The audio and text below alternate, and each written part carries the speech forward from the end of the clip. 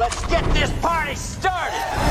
He's shining a light in the dark corners of our media. You are fake news. Our government. Handling of classified documents. And our culture. Don't trust anyone. It's common sense amid its chaos. Let's go. Ladies and gentlemen, please welcome. Here's your host, Ike Wingate. Hello, friends. Welcome to the show. I am so glad you are with us today. The title of today's program is Candace Owens has jumped the shark. You know what that's in reference to? Jumping the shark is basically when something has just gone way past a reasonable place. I believe it originated from like Happy Days when, I don't know, maybe the Fonz ended up jumping a shark, which was so ridiculous it meant that it was past its expiration date. It was beyond believable at that point, and that is exactly what Candace Owens is at the moment. Beyond believable, and the only, I think, logical conclusion you can come to about what she is doing is she has some sort of agenda to use this tragedy to become richer and grow her audience. I also am beginning to suspect that she had some kind of crush on Charlie Kirk, and obviously she was on the outs with him, even though she tries to claim that she was like so close with him. I think he saw certain qualities that Candace Owens had, and he tried to encourage those qualities while also recognizing she's totally nuts. And so I'm not going to fuel or give oxygen to those aspects of her personality, but I will try to encourage the positive aspect. So it's kind of like that crazy person that that you like them sort of. You don't think they're necessarily a bad person, but there are parts of them you just really don't like, and so you sort of, or maybe you know them professionally and you don't want to burn the bridge, but you also don't want to make the bridge any stronger. I think that's the way it was with Charlie Kirk and Candace Owens, but I think she wanted more out of the situation, and that is what's fueling this obsession. Like, this is an obsession, and I understand wanting answers, but what she's doing now is totally maligning everyone that Charlie Kirk cared about, which I think is unacceptable, because you are literally knowingly, or if it's not knowingly, then she's mentally ill. You're knowingly trying to draw conclusions to things that have nothing to do with anything. Because someone's last name is the same as someone else, they're probably related. That's her logic. And it's always, oh, you are not going to believe this. This totally blows it open, totally confirms what we were thinking. I mean, she's nuts. And she's doing irreparable harm to Charlie Kirk's legacy, to the people he cared about most, to just trust in the conservative space. She's totally tearing down that trust with her insane takes. And so it is causing, I would say, a lot of division on the right, because she used to be a trusted voice.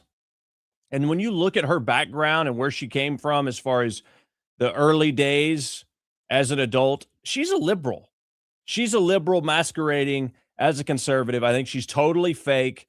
And, if we were drawing conclusions about her life like she draws about everyone else, then, she's friends with someone who has the same last name as somebody who killed JFK, and she was in on it. And she was born into a family that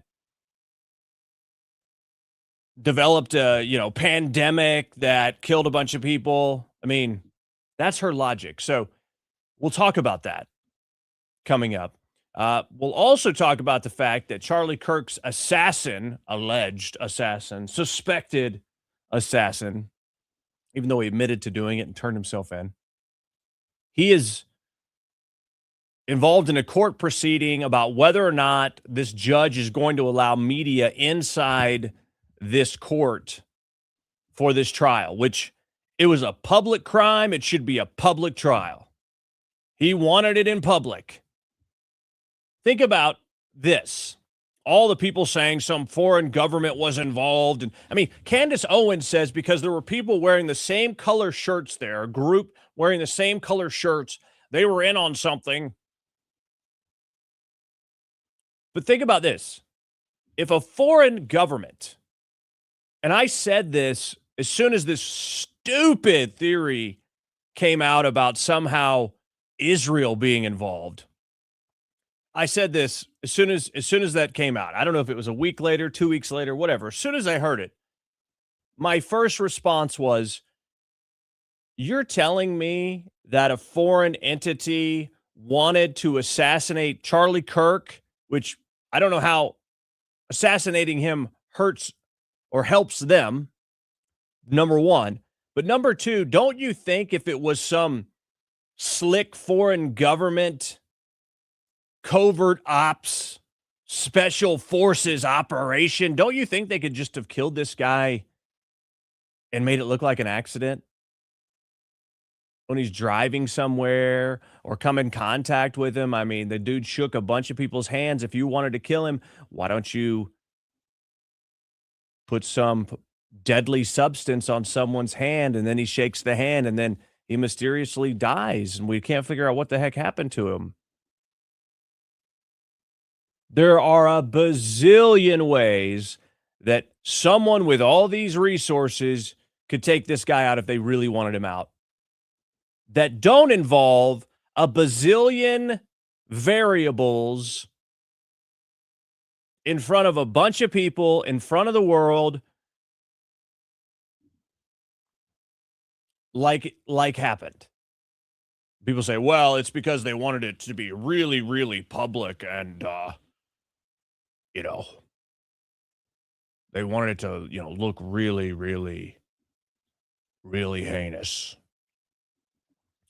Okay, well, if they did, this would be a horrible place to do it. There are way too many witnesses, and you would do it in some kind of dark theater or something. I mean, you wouldn't do it like this. It doesn't make any sense. There are, a bazillion other opportunities that you could have the same effect. So none of it adds up at all. One, motive. Two, the methodology. And I've maintained from the beginning that Tyler Robinson never intended to hit Charlie Kirk in the neck. The dude just did not factor the fall of the trajectory of his bullet. I think he intended to shoot Charlie Kirk in the head. And I think he missed, and for lack of a better term, got lucky.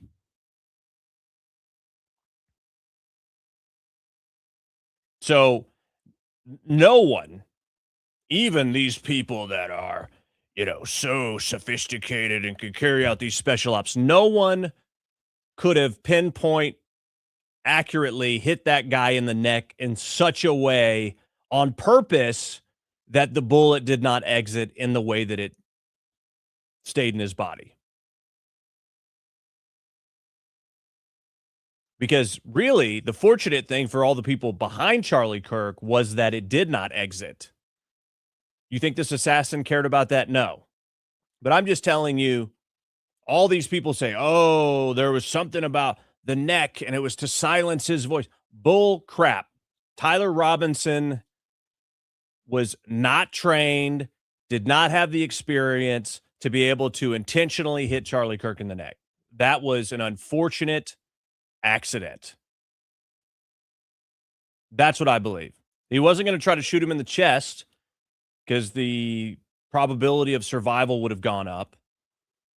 And so I think he meant to shoot Charlie Kirk in the face, and he missed. Unfortunately, his miss was deadly. And My point being that I don't believe, based on any, and I'm open to have a change in, I have an open mind. I'm open to changing my mind on it with new information. But the information we have right now, unless it was some very highly skilled, trained sharpshooter, sniper, whatever you want to call it, would the shot to the neck be intentional?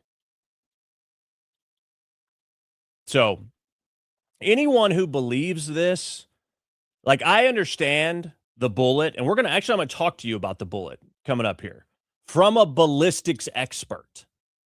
I understand there's a lot of doubt about a 30-06 round, how it had to exit. We'll talk about that.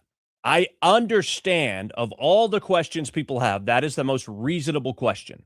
But the people that then go and have these, not theories, but stating it as fact, as this couldn't happen or that couldn't happen or this would have happened instead, when you don't know what you're talking about, I reject that. It's okay to have a theory, but if you're stating it as this is a fact when we don't have all the information, I'm sorry, you're wrong. You don't have the information to be able to make a definitive statement that way. But I get asking about the no exit wound. But this idea that some kind of foreign entity and these freaking planes from Egypt, that is absurd. It's absurd. It's an insult. It's an insult to the intelligence of people who have brains. Give me a break. If there is a foreign entity involved in this, they want no trace back to them whatsoever. And this is not the venue that they do it. So either the dude was set up or he wasn't. If he was set up, then there wouldn't be a bunch of Egyptian planes flying around running, some kind of interference for him or whatever the theory is. Again, Candace Owens has never actually stated what happened. All she's done is thrown out weird things that happen every day, everywhere, and state those as the reason there's a cover-up. She's a grifter. All she's doing is trying to get attention and make money, and she is making money. I'm still trying to go through the show, the tease for the entire show, and I'm getting hung up on all this crap. But Charlie Kirk's assassin in court, they're deciding on whether or not this trial should be public. I absolutely, emphatically believe it should. There are all, that's another thing about this is people are making all these assumptions because the information isn't out there in the public because they're trying to prosecute this guy. So they're not going to give all the information until it's timely in the trial, and they don't want to taint the jury pool. And so another reason to make it public is because of that. At the very least, to shut these loony bags up. I don't know if that's a word, but it seems like it should be. So that's a reason in and of itself to shut down the idiots. There are so many other words that I would like to be using, but because I have to maintain a professional demeanor and, decorum here, I'm not going to say what I actually think, which are words that are not savory. So that hearing is happening. We've got some ballistic wisdom that we're going to share with you from an expert, and Republicans are disappointing us again in Congress. Big surprise. The trade deficit is improving, much to the chagrin of the Trump haters. There was an oil tanker raid off the coast of Venezuela yesterday. There's a war on white people going on, and an ironic pride celebration will be occurring during a soccer match between two countries that put gay people in jail. Oh, the irony there during the FIFA World Cup. We'll talk about that. And an inconvenient truth for Hamas. all these people, anti-Israel, anti-Israel. They don't spend any time talking about Hamas, because to recognize that is to diminish their argument that Israel is just the worst. Again, I've said it 100 times on this show. I don't think that everything Israel does is 100% correct, because they are a government. I still support them. That doesn't mean I support everything they do. But in general, I don't want boots on the ground there. I don't want a bunch of money going over there. I think there are reasonable levels of support. So I've added my disclaimer. I don't support everything they do, but in general, I support them. I support their right to exist. I support that the holy sites need to be protected. And Hamas is evil. I don't care what you say. There is way too much evidence. Obviously, we have all the evidence of October 7th and what they did to babies. And there's video evidence of these things. But it's like nobody ever talks about that when they're talking about how terrible Israel is. Again, I didn't say Israel was innocent of everything. But Hamas is 100 times worse. All right, what Democrats fear the most about 2026, and tremendous disrespect inside of a congressional hearing today toward the National Guard who was assassinated. You won't believe what this Democrat actually characterized that event as, rather than an execution. Or maybe you will believe. And a little info from the hearing for Secretary Noem. Maryland man is free.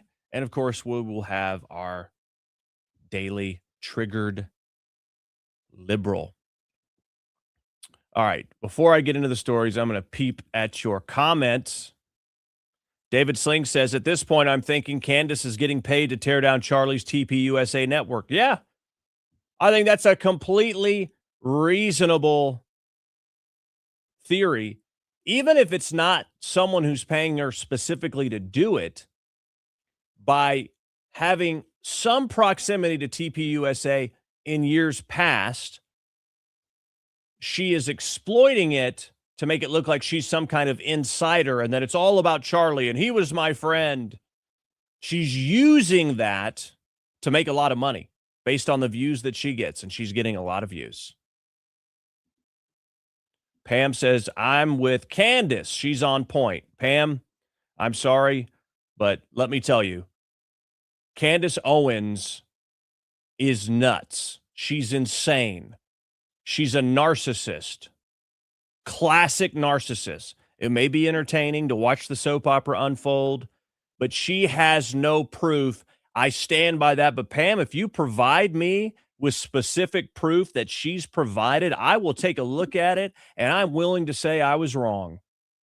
And I will give you $100 out of my own wallet if that happens. It's a virus of the brain that Candace Owens is spreading to reasonable people like Pam.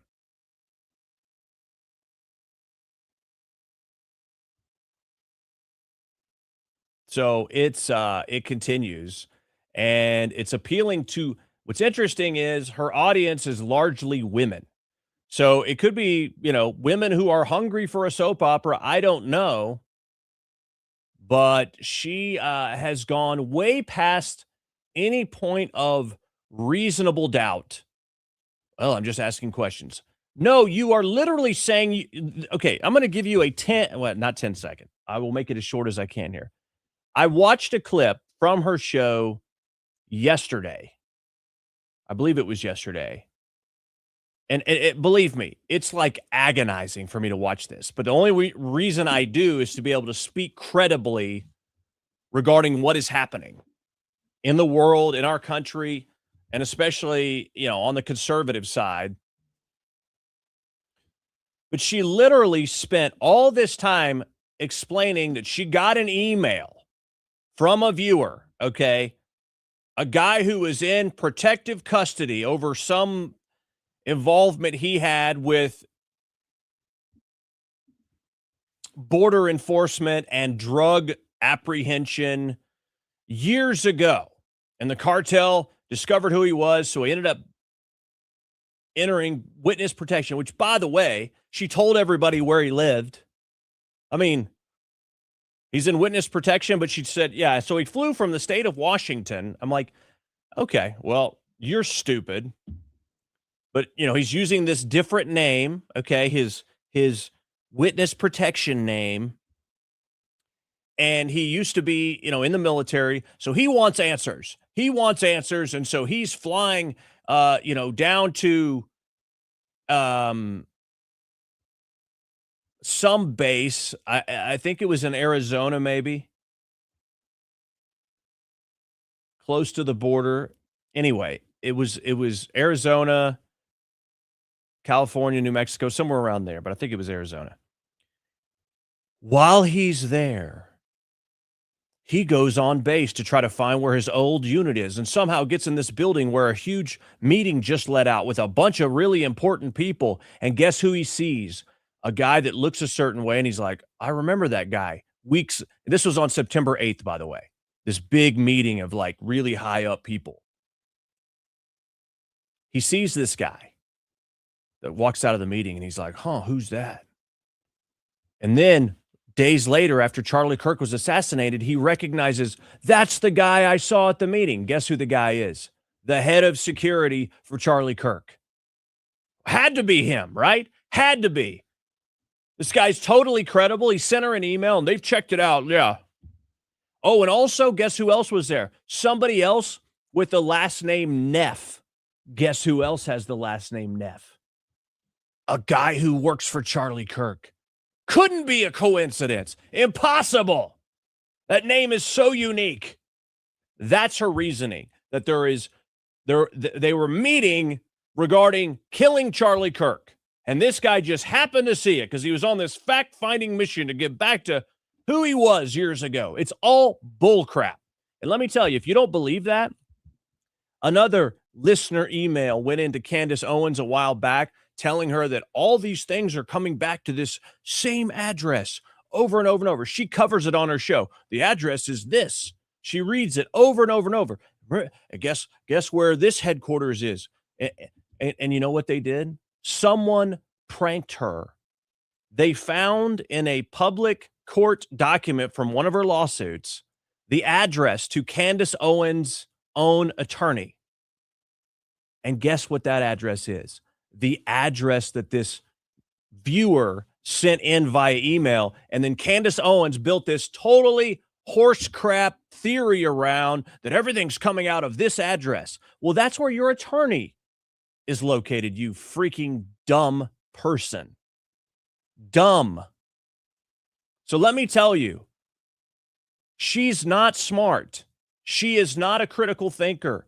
She is not employing investigative, objective skills and how she is looking at all this. And she continues to be exposed left and right. She never admits it. She never proactively says, oh, I got that wrong. That's my attorney's address. And I just spent a whole episode trying to tell you, oh, we found the, you know, the link to all of these places. It's bull crap. And I'll say it. I've tweeted it. Someone needs to have an intervention with Candace Owens. Her husband needs to say, okay, you've got to back off of this. You've gone nuts. Her husband needs to do that, but he's probably not going to do that. He's afraid of her, I'm sure. Her family needs to approach her. I don't know her personal situation on any of those things. Don't care. But anybody who truly cares about this woman needs to confront her with an intervention, because she has gone off the deep end. Like, when you are this delusional and driven by your own ego, bad things can happen. bad decisions are made. She's obsessed. And her obsession is taking her to a very dark place. I don't care that she asks questions, but when she starts to say, oh, this proves it, and this is blowing it wide open, exactly what we've been saying, that's a lie. Oh, at the same time, accusing Charlie Kirk's wife and accusing Charlie Kirk's closest friends and overanalyzing the way people grieve, overanalyzing the way people react. That's the problem. She's gone far beyond, I'm looking for answers. No, she's making accusations. And they're unfounded. And we're supposed to be on the same side here. And that's the problem I have. I'm not trying to say, everything we've been told is exactly how it happened. We just haven't been told much. So anyway, watch Candace Owens if you like, but it's your own brain cells that you're killing. You're free to do it. I'm disgusted by her. It's so bad. Okay, how about this? We'll look at this hearing that's going on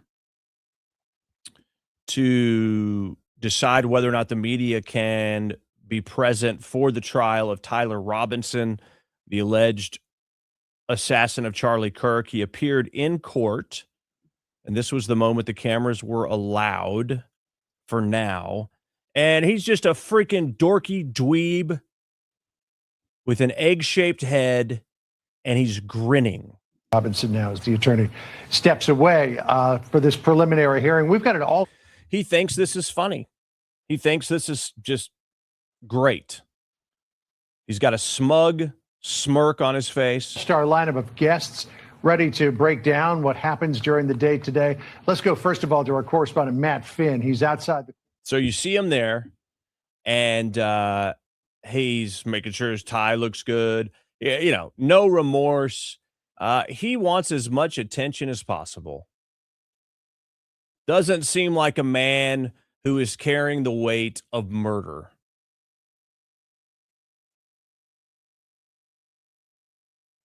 It's disgusting. I mean, I don't even want to look at this dude based on everything he's allegedly done. It's not surprising, right? It's not surprising that the guy who carried out this horrific act is a freaking piece of crap, right? Okay. Couple other things before we get into some of these other items. Time Magazine should have named Charlie Kirk Person of the Year. That's what they should have done. Who would be more fitting than Person of the Year, Charlie Kirk? Instead, they named the Person of the Year is AI. So should somebody tell Time Magazine that AI is not a person? AI wants to be a person. AI is not a person. So Time Magazine totally misses out on an opportunity to enshrine in history the importance of this man, Charlie Kirk, and instead they freaking get controlled by the robots. Pretty ridiculous.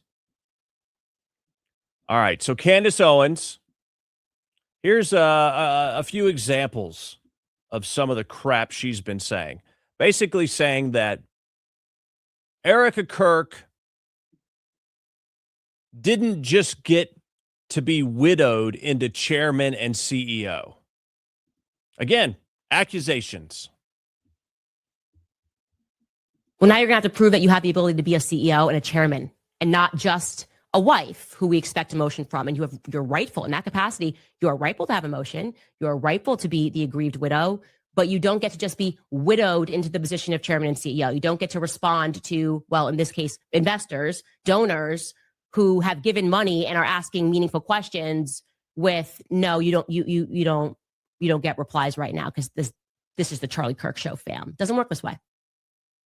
All right. So basically, you're not allowed to just become the CEO of Turning Point USA because you were widowed. That's not how it works, she says. Who's to say and give you the authority to say what someone can or cannot do with their organization? You entitled brat. She's just jealous. I mean, she has jealousy written and envy written all over everything she says and does. Charlie Kirk was closer to his wife than anyone else involved at Turning Point USA. He mapped out what he wanted to do in his journals, and the board voted for her to be the CEO. That's how it works. Candace Owens is seething with jealousy. Seething with jealousy. I don't know how someone who watches her can't see that. And there have been so many accusations from her. Turning Point USA has tried to take the high road. They're going to host this event next week to dispel these different things. Candace said, anytime, anywhere. And then they said, we're doing it at this time, this place. Oh, I can't do that. I can't. We knew that was going to happen. But so far, Turning Point has kept a pretty high road mentality about this. They don't want, here's the thing. You lost somebody. You're a victim, too, of this assassination. If you're in the organization of TPUSA, in his close friends, in his family, his wife, you're a victim. But yet in the middle of becoming a victim and grieving and trying to keep this organization going so the assassin doesn't win, you're obligated to address every bat crap crazy accusation from every crazy person? No, that's not how it works. You don't get to dictate what someone does when they're in the middle of dealing with the tragedy. That's not how it works. Oh, then why aren't you addressing this? Because I don't want to dignify that idiocy with a response, and I've got other more important things to do.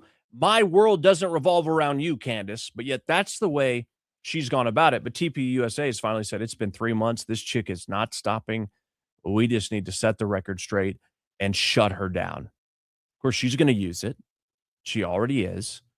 And Erica Kirk, she's out there promoting Charlie's new book, Stop in the Name of God, about observing the Sabbath.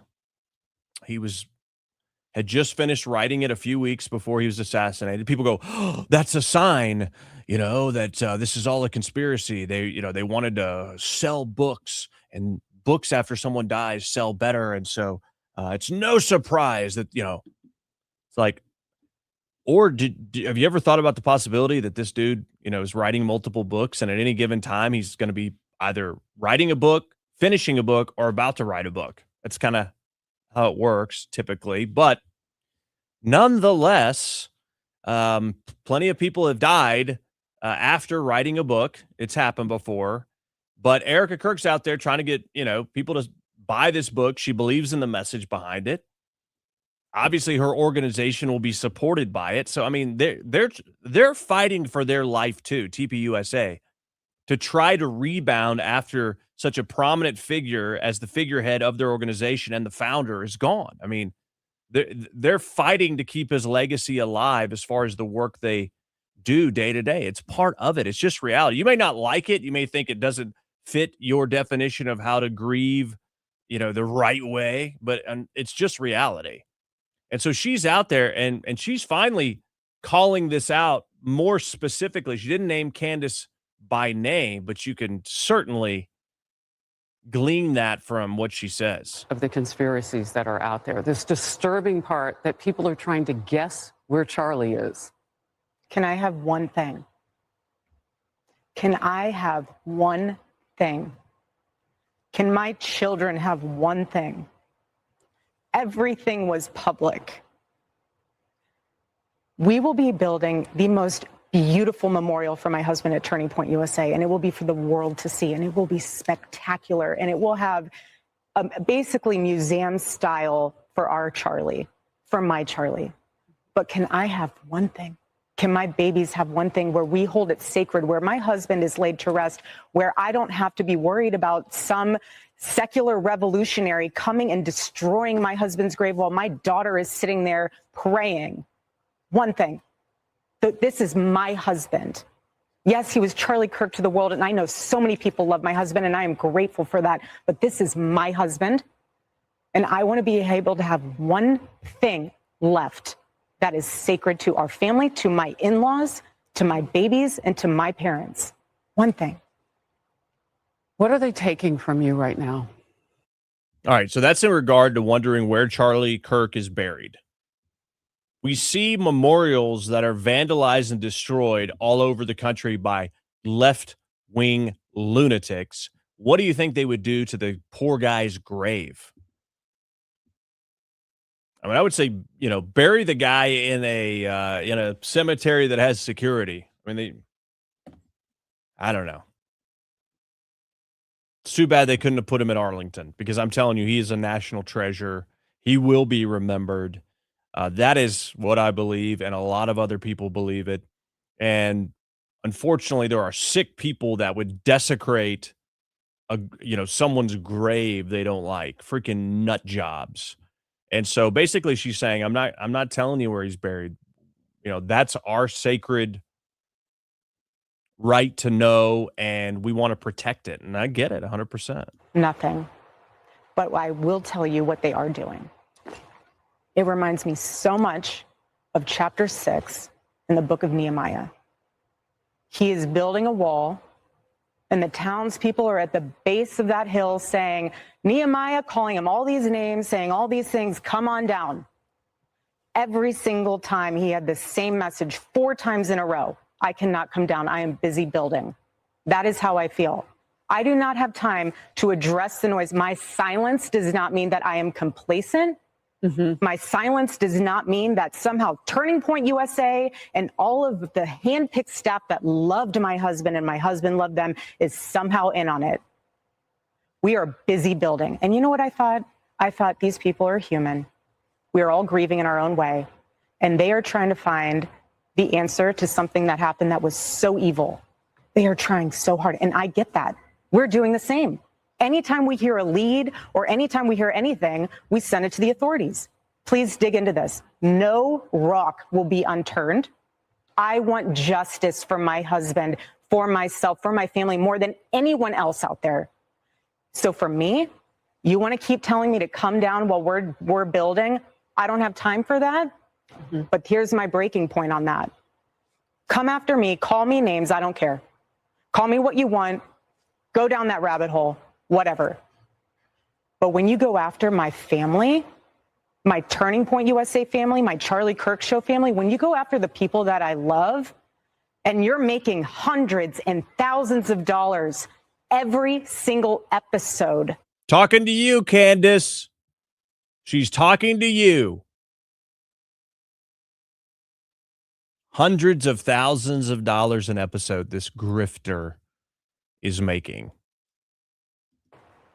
Going after the people that I love because somehow they're in on this. No.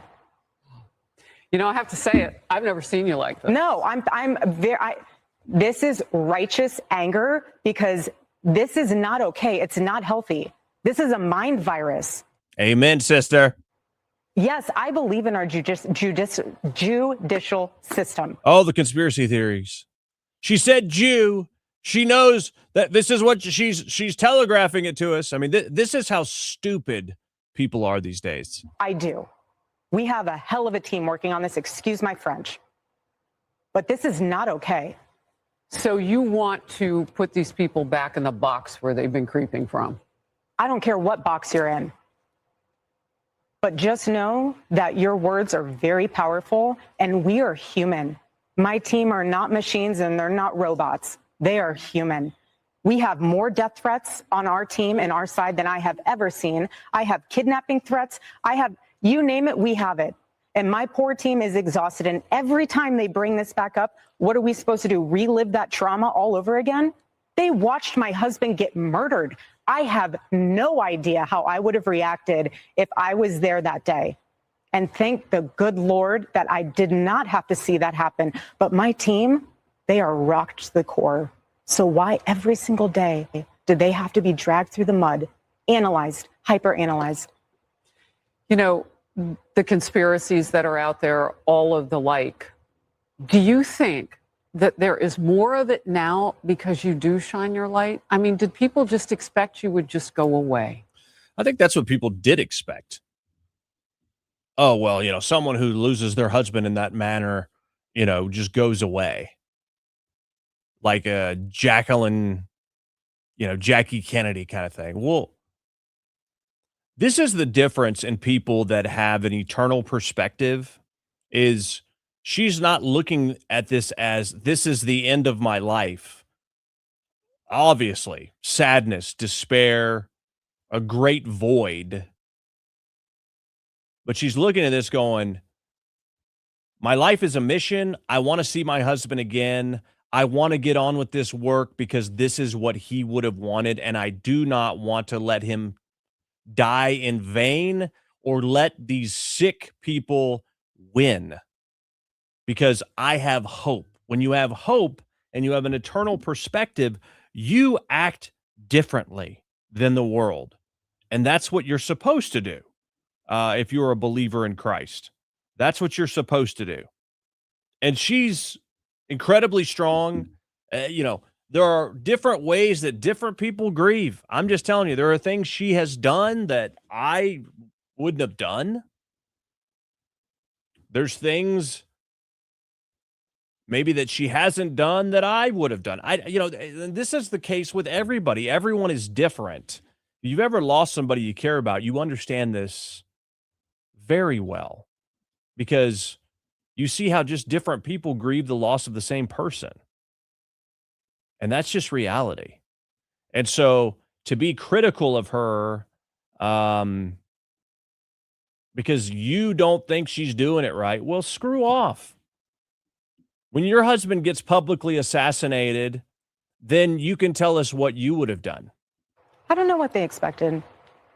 I don't know what they expected. They pick on you because of your accessories. I mean, I've seen some of it. Oh, yeah. No, at this point, it's what the conspiracy collection. Get it before Christmas. Like, seriously, you will, if you want to find and pick me apart, go right ahead. I do not care. I don't. This was happening before Charlie was murdered. Both of us have been through the ringer of people will call you whatever they want to call you. They will. But I have seen it firsthand impact the people. Okay.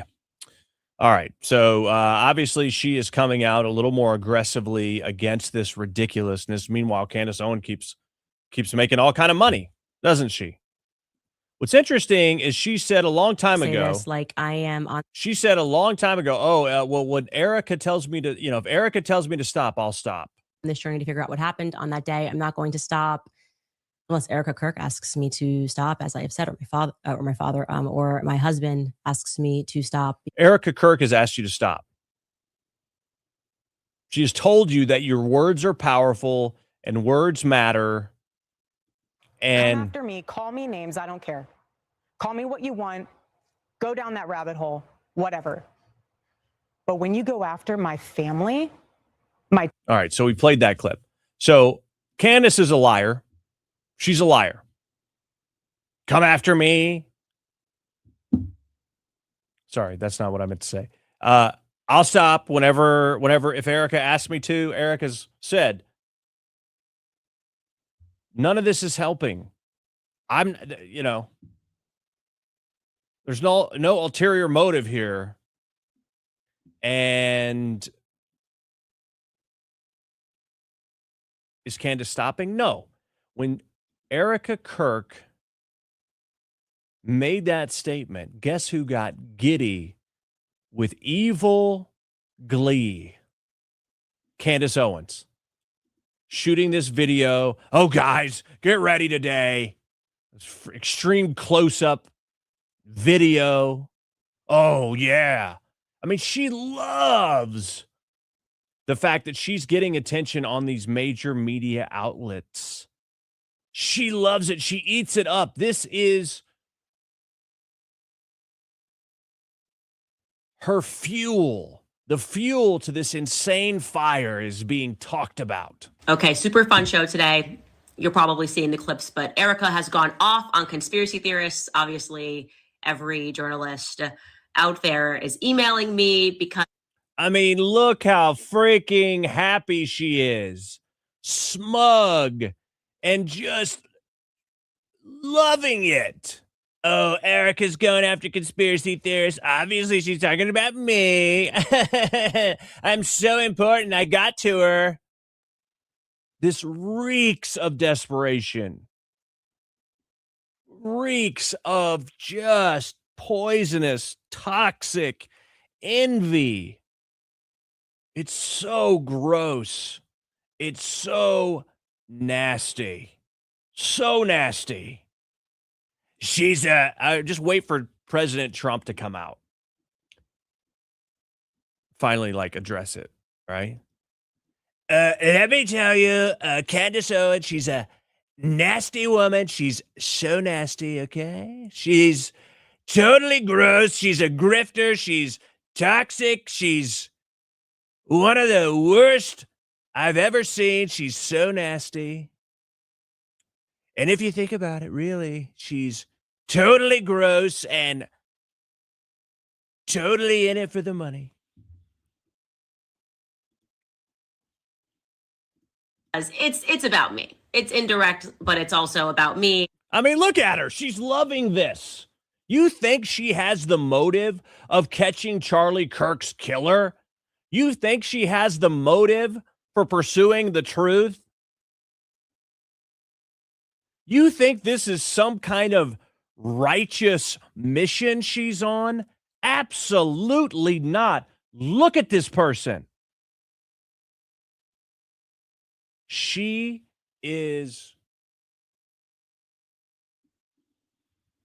an absolute train wreck and totally trampling on Charlie Kirk's grave. Charlie Kirk would be absolutely disgusted by this human. Disgusted. And don't worry, in case you think it's not about me, she is going to name check me on stage with Barry Weiss on Saturday. How do we know? Because our mommy sleuths be everywhere. And they recorded the town hall today. And as soon as the town hall concluded, we got a flutter of emails. And what she says about the Egyptian planes, I'm sorry, not going to lie, it's a little suspicious. It's weird. Of course it is, because everything this woman does or anyone in TPUSA does is suspicious when you are, dare I say it, retarded. I said it, okay? It's appropriate. It's a weird response. So look, we got to go there. We got to go there, guys. All we're trying to do, I mean, it's tough, but somebody's got to do it. I mean, she makes everything about herself, about all the stuff she has to deal with and how important she is and how all the things she does to look into this stuff and blah, blah, blah, blah, blah. She is a freaking liar. She's a liar. She told us that President Trump called her a while back and asked her to stop talking about Brigitte Macron because it was messing up peace negotiations for Ukraine. Bull crap. Can't believe anything she says. And the fact that we're even giving it any attention is annoying to me because it's like, why would you give an insane person any attention? But it has to be done. She has to be refuted. She has to be challenged because there are a lot of people out there, not naming any names, that are watching this going, I wonder if she's right. Well, what's going on with that? Yeah, that is weird. I'll tell you what.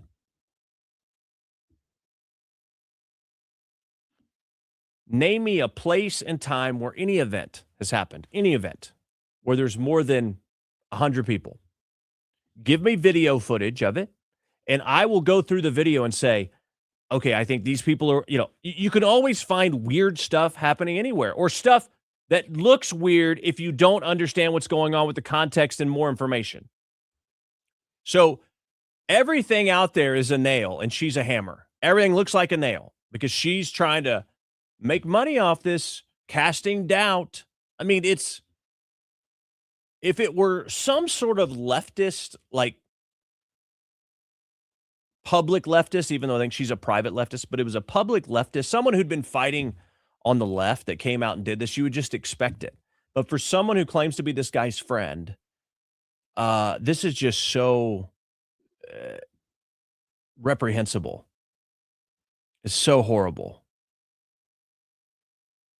All right, so let me show you this ballistics expert, this Phoenix Ammunition on X. He put up a 47-minute live video the other day and went through it.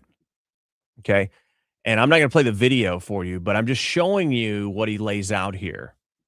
He lays out these various scenarios of muzzle velocity, the velocity at 100 yards, even though it was allegedly more than that. You know, the distance was farther than 100 yards, but he said, you know, for the sake of let's just get a nice even number, even though the actual joules of force would be less than this at the site, but let's just say it is. So he goes through all of these various variables.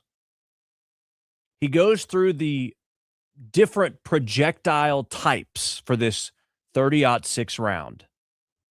Depending on what it is, it reacts and behaves differently.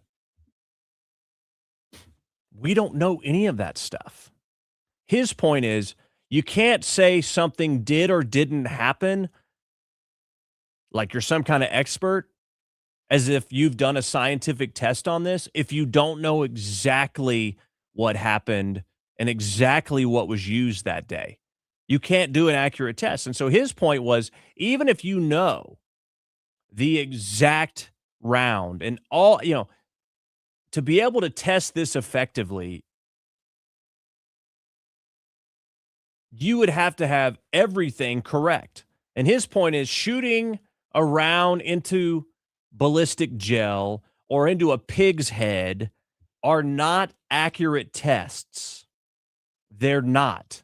He said, as someone who is an expert in ammunition, he has seen rounds go through ballistic gel and then curve down or yaw left or right.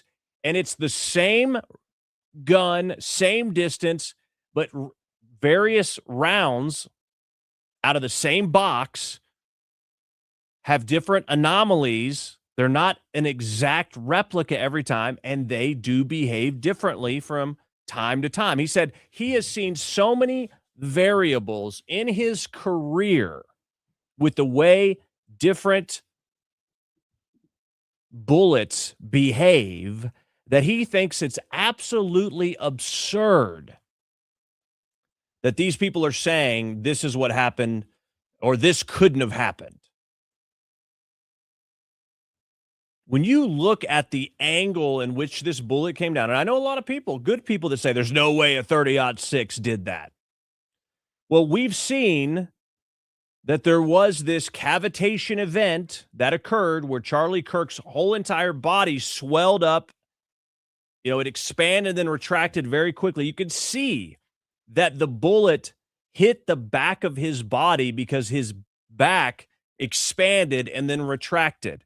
What this expert is saying, depending on the angle in which this hit a vertebrae, if it hit it from an angle of the side, it's going to encounter more density from the bones. He's not saying that Charlie Kirk was made of steel, but he said the guy would have been about at the height of health for about the densest bone time period a person would have if they're healthy. And then you take into account he's a tall guy. His bones would be slightly larger, or his vertebrae.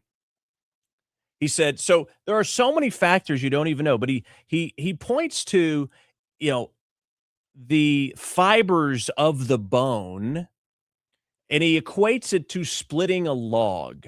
He said you wouldn't try to split a log from the side, right? where the bark is, you would try to split it from the end or from the top because the fibers of the wood go up and down,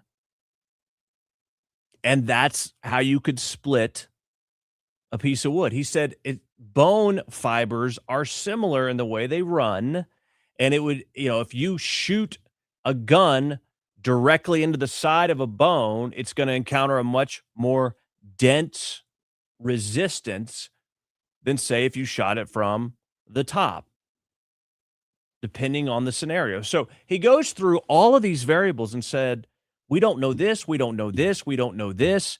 And the people that are saying this clearly don't know what they're talking about because they don't know about this, this, this, and this. And his point of view is this is completely plausible that a 30-06 round, depending on what it was and depending on what it hit, could have tumbled around like crazy once it hit some resistance in the vertebrae. And the people saying there's no way possible are not considering all the factors. And this is what I've said from the beginning is, man, in real life, weird things do happen. And I'm not saying, when you start seeing everything just add up in a weird way, I'm just naturally skeptical. But I've also looked at enough scenarios where my initial response was, oh no, this is what happened. And then after seeing, more information, I'm like, oh wow, I was totally wrong. I've seen those kind of scenarios enough to realize, man, sometimes weird stuff happens. And any first responder or police officer who's been doing it very long can tell you the exact same thing. Sometimes the weirdest crap happens. And so based on really slow video, and even people that say they don't think it was the 30-06, they've concluded this bullet did not exit.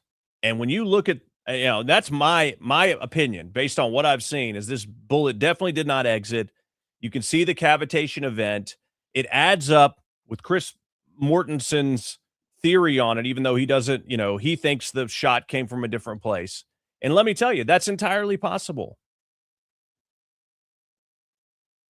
But with understanding more information, it's also entirely possible it happened just like they're telling us it did. My perspective is we need to wait and get more information on this. I'm not of the mindset of there's no way possible it happened like they told us. I'm not of that mindset because I don't have all the information. Go watch this video. It's Phoenix Ammunition, and Phoenix is Phoenix. Watch it on X. It says ballistic review of the Charlie Kirk assassination. Why Candace Owens is an idiot. Go watch it. This guy was just speaking my language about the various factors that just are not known. And he absolutely has a ton of experience firing and testing ammunition. And so he's telling you from his perspective some of the things he's seen and how people saying there's no way possible of this or that while testing a freaking pig or whatever. He's like, that is nowhere close to an accurate scientific test to be able to make definitive statements. And that's his point. All right. That's it on Candace Owens and the Charlie Kirk assassination. Let me get a couple other things on here before I go to break. Republicans let us down again. The U.S. House has advanced a bill to overturn President Trump's executive order after 13 Republicans voted with Democrats, ending Trump's crackdown on federal worker unions. The 13 Republicans are Jeff Van Drew of New Jersey, Nicole Malliotakis of New York, Nick LaLota of New York, Brian Fitzpatrick of Pennsylvania, Rob Bresnahan of Pennsylvania, Don Bacon, big surprise, Nebraska, Mike Lawler, New York, Tom Keene of New Jersey. These are all places, New York, New Jersey, Pennsylvania, where, unions run rampant. Ryan McKenzie of Pennsylvania, Zach Nunn of Iowa, Chris Smith of New Jersey, Pete Stauber of Minnesota, and Mike Turner of Ohio. So they voted against the crackdown on these federal worker unions. So thanks a lot. Thanks for nothing, Republicans. It was a 222 to 220 vote. More disappointment from Republicans. John Thune was asked by President Trump. President Trump truthed this out. I am hereby asking Senate Majority Leader John Thune, a fantastic guy, to get something done, ideally the termination of blue slips. Too many great Republicans are being sent packing. None are getting approved. Blue slips. I've told you about this. Basically, for these U.S. attorneys and some of these judges, there's this blue slip exception where the senators from whatever state that these appointments are happening in, the senators from those states can submit their blue slip and say, we don't want this. We don't want this candidate, this nominee, and they're done. And they have to move on to the next. Well, Democrats have been doing this in all these different states, blocking every nominee for U.S. attorney and other and these judges that Trump has. This is not the kind of way it's ever happened before. They've blocked all of them. And so the days for, this is the way it's always been done are over. Thune, a fantastic guy. John Thune asked about it now. Ideally, the termination of blue slips. Too many great Republicans are being sent packing. None are getting approved. And signed, President GJT. Can you explain to people just real quickly what a blue slip is, and are you going to do something that will deal with his concerns? Well, this is something that applies just to district court judges and U.S. attorneys, and it allows individuals, the senators from those states, to be able to sign off on the people who are nominated to those positions. That doesn't apply to circuit court judges, obviously doesn't apply to Supreme Court judges. And we have moved his nominees through the process at a record rate. We will, by the end of this year, have a record number of his nominees approved to the executive branch. Got his cabinet confirmed at the fastest rate possible. We'll continue to work on the judiciary, Dana, but this is a procedure that's been in place for a long time that both Republicans and Democrats support, because it gives them some input particularly in those judges, the judicial appointments that are made in their individual states, some input into that decision-making process. So you don't anticipate changing it? I don't think it's going to change. It's been in place for a long time. And like I said, there are Republicans on the Judiciary Committee and off the Judiciary Committee, for that matter, who support this and support it strongly. All right, Senator John Thune, thank you. Well, that's a big letdown, a big bunch of crap. I tweeted this out earlier. If you like it, go and retweet it. By the way, we need you to hit the thumbs up on this live. I forgot to say that earlier. Hit the thumbs up if you like this broadcast. Heart the post if you're watching on X, and repost, share this episode. Please do so. Of course, we want to say thank you and welcome to our new friends watching on the Right Side Broadcast Network, on X, and on YouTube. Make sure you follow me as well on X at Ike Wingate. It's on the bottom of your screen. My handle is on the bottom of your screen. There you go. And, of course, you can also follow me and subscribe to me on YouTube and Rumble and all the other channels that I have. They're posted on my website at IkeReport.com if you want to follow me, subscribe, and all that good stuff. IkeReport.com. If you want to give to help us cover our hard costs and contribute to our mission to bring this content to you, you can do so with a $5, $10, $20 contribution to help us cover our costs right now by going to IkeReport.com, and our Cash App and our Venmo link is set up to where you can just give directly $5, $10, $20, and that is also at IkeReport.com. Back to this tweet, and if you like it, go ahead and heart it and repost it. But Thune denying Trump's request to eliminate the blue slip because it's a long-standing tradition. My opinion is continuing the blue slip and filibuster because that's the way it's always been done is stupid. There used to be decorum and virtue in Congress, not Democrat sabotage.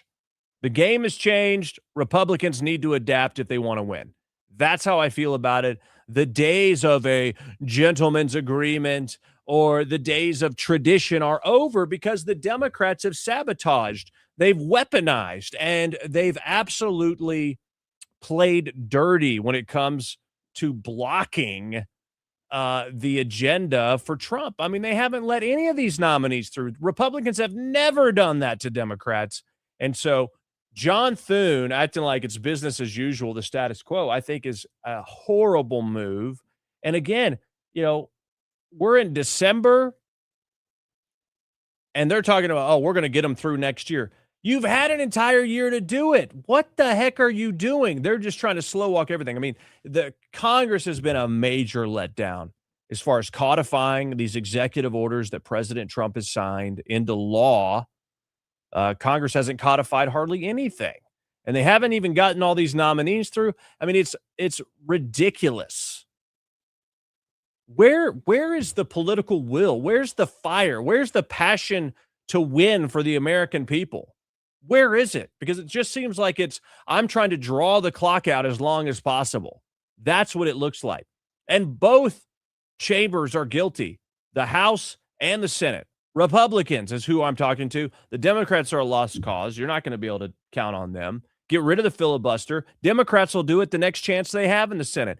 Without a doubt, mark me, I will absolutely bet money on it. So what are you waiting for? You're going to look like real idiots that you wasted the opportunity to have the executive branch and the legislative branch and the Supreme Court, and you flubbed it. Democrats will do it as soon as they have the chance. Quit acting like there is some sort of standard of behavior or professionalism in Congress. There's not. Democrats screwed that up a long time ago. I think it's indefensible. It's completely exhausting. I'm so fatigued with it. Let's talk a little bit about gerrymandering before we take our first break here. Arnold Schwarzenegger. Yeah. The Terminator. Went on Jake Tapper's show to talk about this redistricting, talking about 45% of the people vote in New Mexico for Trump. They have zero representation in Congress. Anyway, take a look. Republican Party is starting this. No, Jake. There has been gerrymandering going on for 200 years. There is such extreme gerrymandering going on that in a state like Massachusetts, that has like 40% of the people voting for Trump, they have zero representatives. The Republican Party has zero representatives sent to the House. Think about that. In New Mexico, if 45% of the people voted for Trump and voted Republican, and zero is sent to the House, zero representative from the Republican Party. So there's gerrymandering, crazy gerrymandering going on all over the country. And we wanted to try to stop it in California. And we did stop it in California. And we went around the country. So I think this whole thing about finger pointing and saying they did it, so therefore we should doing it, that's not really the way to go. The one party should outperform the other party. It should be performance. And when it comes to midterm elections, as you know, always the party that is not in the White House usually wins by 20, 25, 30 seats. So what does 5 seats matter in the first place in Texas? It is crazy. We should outperform them. That is where the action is. Let's talk about another issue. Yeah. Okay, Jake Tapper, you're saying that Republicans started this? What an idiot. I mean, this is also the guy who told us that Joe Biden was, completely, mentally fit and competent. And then he wrote a book about how he wasn't and made a bunch of money off of it and acted like he didn't. Fake Tapper. Oh, yeah. Republicans started gerrymandering. Bull crap. The Democrats have been doing it for decades. Of course, the Arnold there says for 200 years they've been doing it. I haven't gone back that far and looked. But you got 45% of people that voted for Trump, 45% voting Republican in some of these states, and no representation in Congress based on the way they've been drawing these districts. It's unacceptable. And again, Finally, in some of these states, some of the Republicans get it and go, you know what? They've been doing this a long time. It is time to fight back and fight fire with fire. Do the same thing they've been doing. And that's what's happening finally. But for a long time, Republicans are like, no, we can't stoop to that level. Okay, then kiss your country goodbye. We didn't start it, but we're damn sure going to end it. How about that? Cash me outside. How about that? Quit playing this game of croquet while they're over here playing Hunger Games. It's ridiculous. Oh, let me put on my polo shirt and go out and have a nice spot of tea, and I'll have myself a scone, and then we'll start the competition with these croquet balls and these croquet clubs or whatever they're called or whatever. Meanwhile, the Democrats are like, may the odds be ever in your favor, right? Totally different methodologies. They're playing for keeps. They're the ones that broke the seal on decorum and virtue, and they're going to pummel you by skirting these rules and doing their own thing, and nobody ever checks them on it. And you're over here playing patty cake while our country goes to hell in a handbasket. Nut up, get in the game, stop acting like a wuss, and get ready to go to battle. It's time to fight. It's time to do redistricting. It's time to get rid of the filibuster. It's time to get rid of blue slips. It is time to play to win. We have a narrow window, and there's no urgency. Completely frustrating. Vice President J.D. Vance. By the way, thank you to David Sling and Bree for reposting this broadcast on X. We appreciate that. Everybody else, do the same. Help us out. Repost the broadcast or heart the post and repost on X. And if you give a contribution or you repost, I will say your name. So please do that right now. If you want to support us monetarily, you can do so via Cash App or Venmo at IkeReport.com. The vice president chiming in, Rod Bray, the Senate leader in Indiana. This is where they've had this sort of battle going on. Indiana's redistricting, and let's see, one side voted, the House of Representatives in Indiana voted to advance the new redistricting map for Indiana, but the Senate is him-hawing around. And J.D. Vance said this on X. Rod Bray, the Senate leader in Indiana, has consistently told us he would not fight redistricting while simultaneously whipping his members against it. That level of dishonesty cannot be rewarded, and the Indiana GOP needs to choose a side. Again, J.D. Vance gets it. This guy gets it. The days of old are over. This is the reality Democrats have created, and you must operate in the reality of the current game. You want to go back to, old rules where there's no three-pointer in the NBA and you couldn't take more than 2 steps? Well, then you're going to fall behind, because Democrats are shooting threes and they're using the Euro step and they're dunking on us. And it is time to learn how to do those things. Start popping threes and start taking 8 steps like they do in the NBA, because the rules allow that now. Just trying to give you some analogies to equate it. All right, before we go to break, this little nugget. This is Gavin Newsom and failed VP candidate Tim Walz, the mayor of Minnesota, where it's rampant with fraud. And that story just keeps growing, by the way, all the fraud in Minnesota. You got CBS now finally reporting it. And so the story's not going away. But anyway, they're on this podcast or whatever. You got Newsom like doing this weird thing with his thumbs, like his thumbs are running a race. And then you have Tim Walz saying that he scared people because he was so masculine, because he could fix a truck. I mean, Dumb and Dumber right here. Take a look. But I think this notion of toxicity and masculinity needs to be separated. And I think it's been conflated. And I think we're going to have to work on that a little bit. And I think look at the dude's thumbs. Look what he's doing with the thumbs. Just watch the thumbs. And I think we're going to have to work on that a little bit. I think it's like he's pedaling a bike with his thumbs. Look, there is a crisis. I think some of us while pointing at himself. Scare him. I think I scare him a little bit why they spend so much time on it. No, I'm serious because I can fix a truck. They know I'm not bullshitting on this. Yeah. I'm not putting this in people's grill. I don't know if my identity is not hunting. My identity is not football coaching. My identity is not, a beard and a truck. My identity is not a beard in a truck. No, it seems like it's more like jazz hands and yoga. I don't know. There's nothing masculine about Tim Walz, and nobody was scared of whatever this version of masculinity is. Everybody was annoyed by him and didn't believe him because it comes off as a total faker.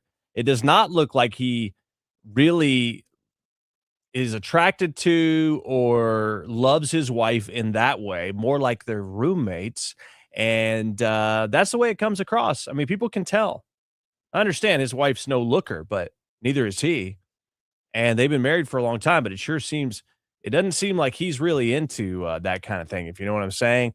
And people picked up on that. They didn't believe the guy. Oh, also the dude had stolen valor and lied about every freaking thing possible, right? And now he's implicated in these fraud connections. There's been no charges or anything, but I think things are only going to get worse. But yeah, people are afraid of him. People are afraid. Mostly Penny says wine cooler and hybrid car. Yeah, that's the vibe. That's the vibe that Tim Walz puts off. Certainly, wine cooler, hybrid car. I'd say that's well stated there. Thank you. All right, let's take a quick break and come back with the trade deficit, which is better than expected, plus that oil tanker raid. Did you see that? Have you seen any of the imagery from that raid? It looks freaking cool. And also the war on whites. The war on white people. It's all on the way for you. You're watching the Ike Wingate Show. Back after this. Oh, hey. Didn't see you there. Well, just hanging out on the farm here. One thing I was thinking about this morning is when's the next crisis going to hit? It's not really a matter of if, it's just a matter of when. And we really can't rely on the government to take care of a shortage or something like that. We just got to take care of ourselves. You remember back in COVID, you tried to go to the store and everything was gone? Well, you can't risk that kind of thing. That's why I suggest My Patriot Supply.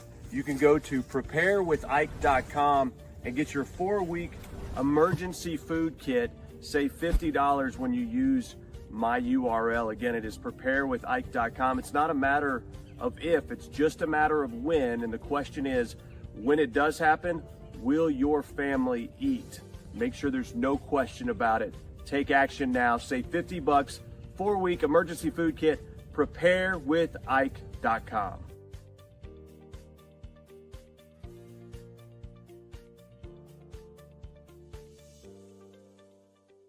Fourscore and 7 years ago, there used to be men in this country. Now this country's full of a bunch of weenie men. You think about all the stuff that's in the water, plastics, microplastics, there's estrogen everywhere. In fact, compared to 100 years ago, men have half the testosterone that they used to. Look, it's not like getting shot in the back of the head. All you need to do is take chalk once every day, and you can boost your testosterone for fun things that require your energy, like working out or playing sports or actually spending time with your kids. I wish I could do that, but I can't because I'm dead. But if I were alive, I would take chalk. The Patriots at Chalk combine the most powerful herbal extracts, so it's all natural, giving you that lift that you need. George, come spot me. Well, Abe, if I too were alive, I'd gladly spot you. It's time to boost your testosterone to levels not seen since 1776 or 1860 or 1864, whatever. But it's herbal. It's natural. It's made in the USA. It's been clinically studied to boost testosterone. We're talking about shock. Okay? Stop being all weird with this trends and everything else. We didn't have that back in my day. We had real men. It's time to get boosted back to those levels when men were men and women were women and there wasn't anything in between. Right, Mary? Yes, Lincoln. That's right. Get shock. IkeWingate.com.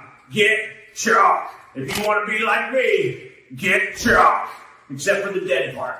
Okay. IkeWingate.com.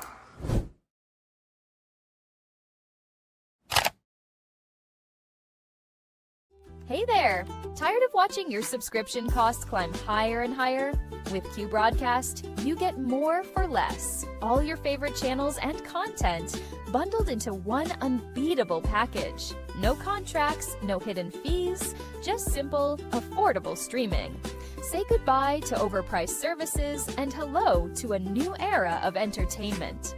This is streaming the way it should be. Q Broadcast, this changes everything. You can sign up for Q Streaming today at IkeWingate.com. Just click Get Q Streaming to start streaming tons of channels, video on demand, even pay-per-view, all for the same price. It's all included. This is a Christian conservative-owned company that does not hate your values. Stop giving money to the cabal of big tech. Support companies that support your values. Right now at IkeWingate.com, just click Get Q Streaming.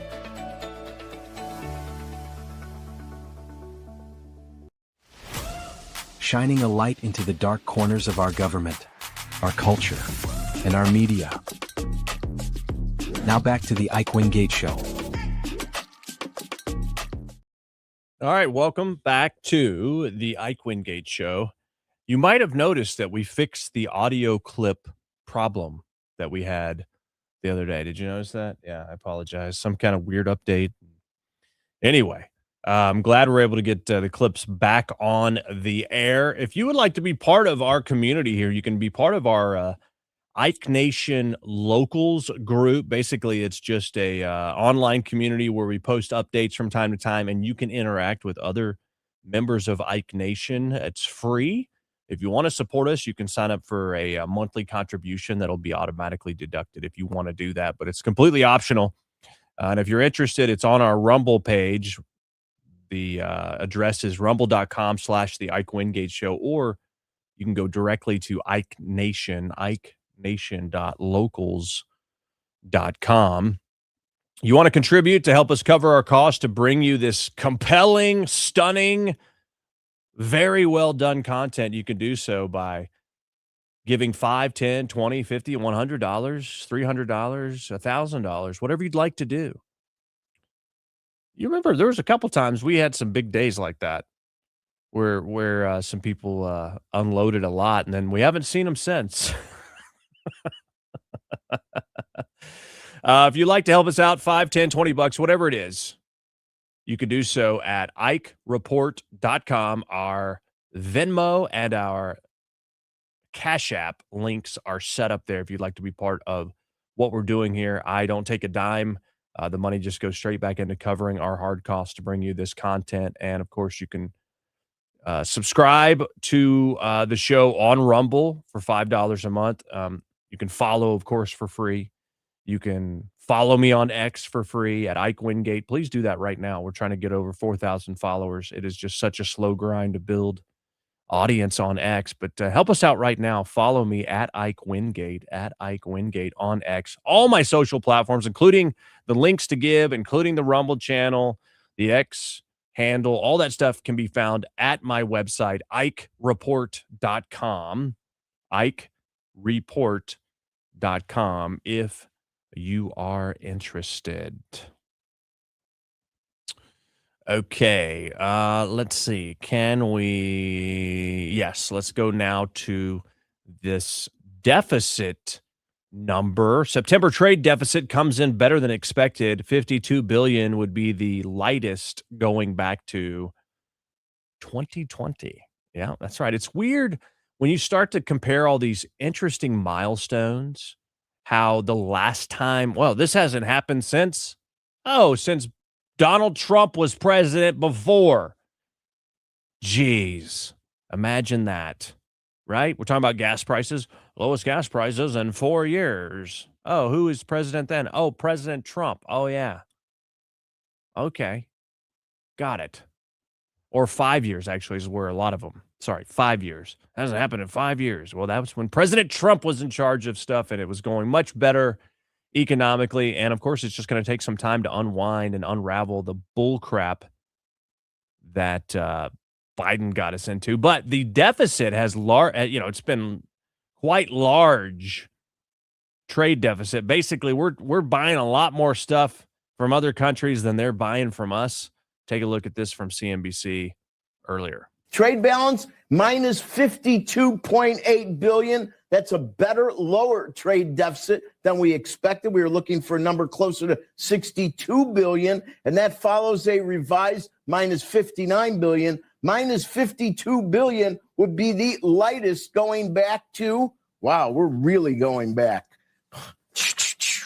Well, my records go back to 1992, and to find a smaller number than minus $52 billion, we're all the way back to June of 2020. Trade. Okay. June of 2020, I think that's only going to get better, my friends. And, let me talk about the economy real quick. Let me see what the next clip is. Is this about the economy? No. All right. So let me make this statement here. Let me work on my talking points here. This is where I work out my talking points with you guys, and of course, a lot of your feedback helps me. I see somebody saying, "Well, there was a global pandemic." Yeah, there was. What's your point? What's your point? That it was the pandemic that made the gas prices go low? Give me a break. There were record low gas prices before any pandemic happened because of the policies, not the pandemic, but good try. Anyway, on the economy,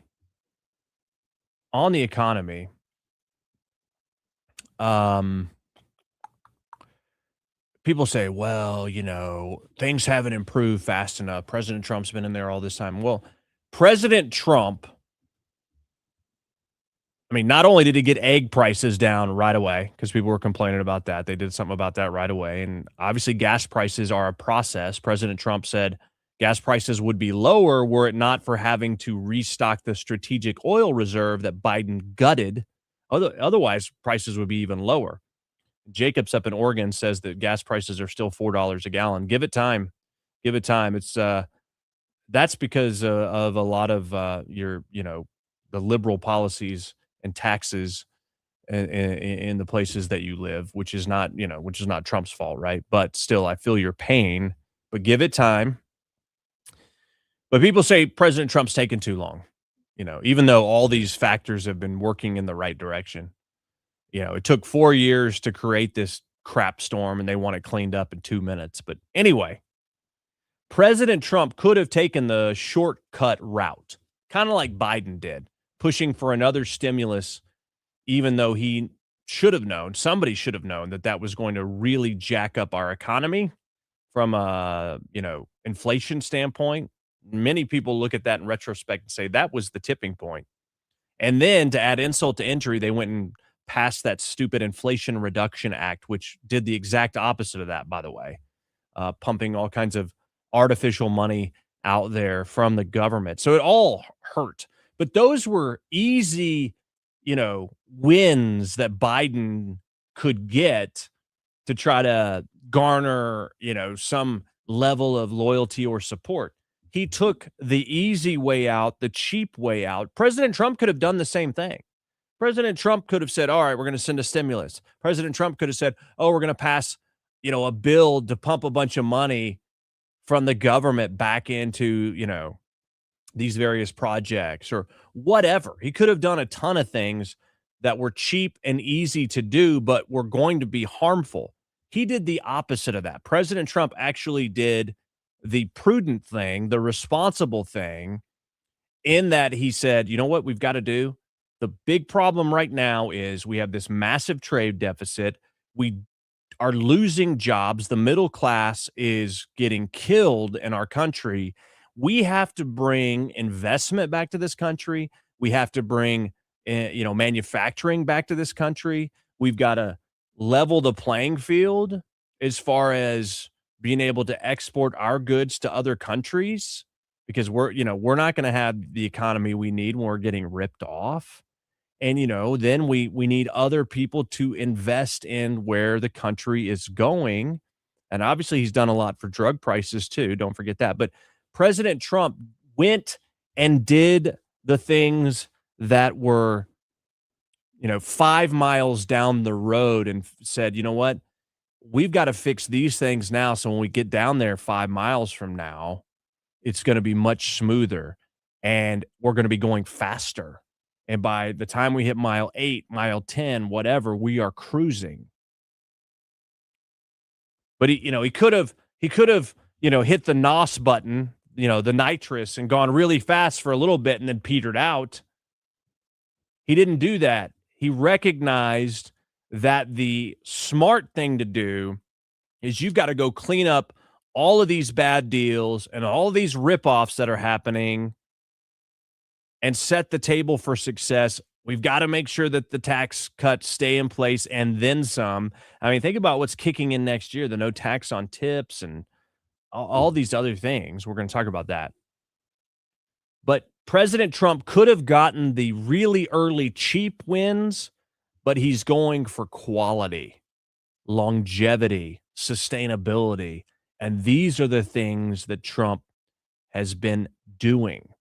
And so he didn't do that whole facade, that basically that cheap thrill, immediate thing that wasn't lasting. No, he went and gutted the foundation of a lot of these things to set it up for success. So that's to his credit. He's doing the things that can create real incremental long-term success. But politically, he could have gotten cheap wins early on that would have put us in a bad spot, but would have felt good for a little bit, but he didn't do that. He's going for the healthy scenario for our economy, not the sugar rush, if that makes sense. So, all right, now we move on to the oil tanker seized by the United States, the skipper full of oil, from going to this was sanctioned. Okay, this oil was sanctioned. It should have never been traveling. The oil tanker the U.S. seized was the skipper. It started around 6 a.m. on Wednesday, involving 2 helicopters with Special Operations Forces, 10 Marines, 10 Coast Guard, and launched from a U.S. military vessel. It was carrying crude oil used to transport sanctioned oil from Venezuela to Iran. I mean, there's so much terrorist, inner workings and intertwining that is happening with Iran and Russia and China inside of Venezuela.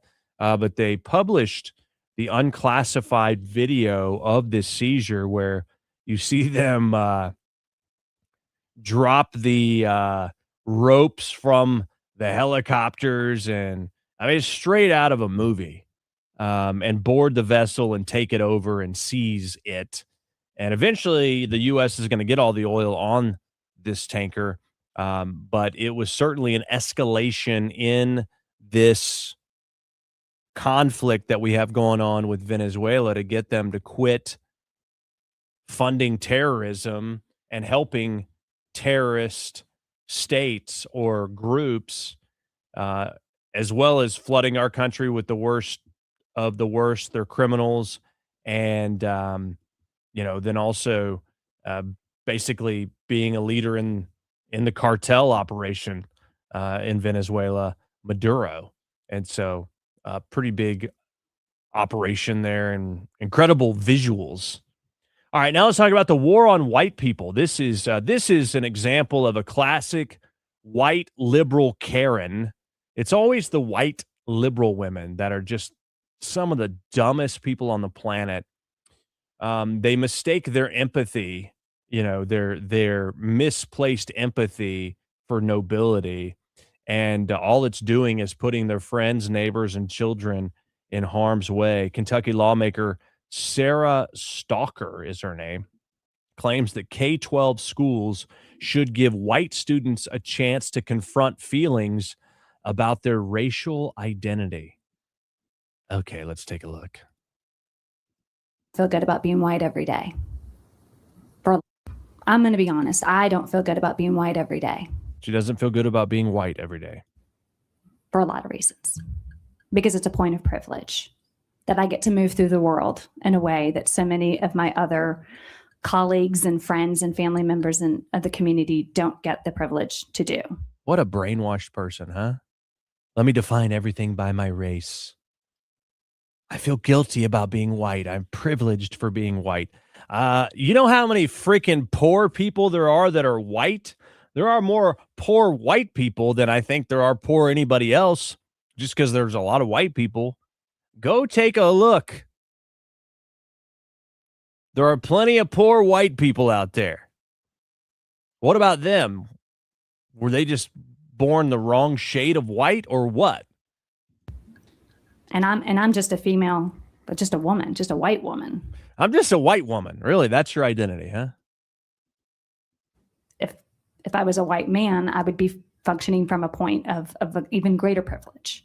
Really? Okay. A white man is the most privileged. There are plenty of white men that are not born into a scenario that you would want to be in. Why don't you go look, through the Appalachia region, see all the privileged white men there are there. I think we're missing an opportunity when kids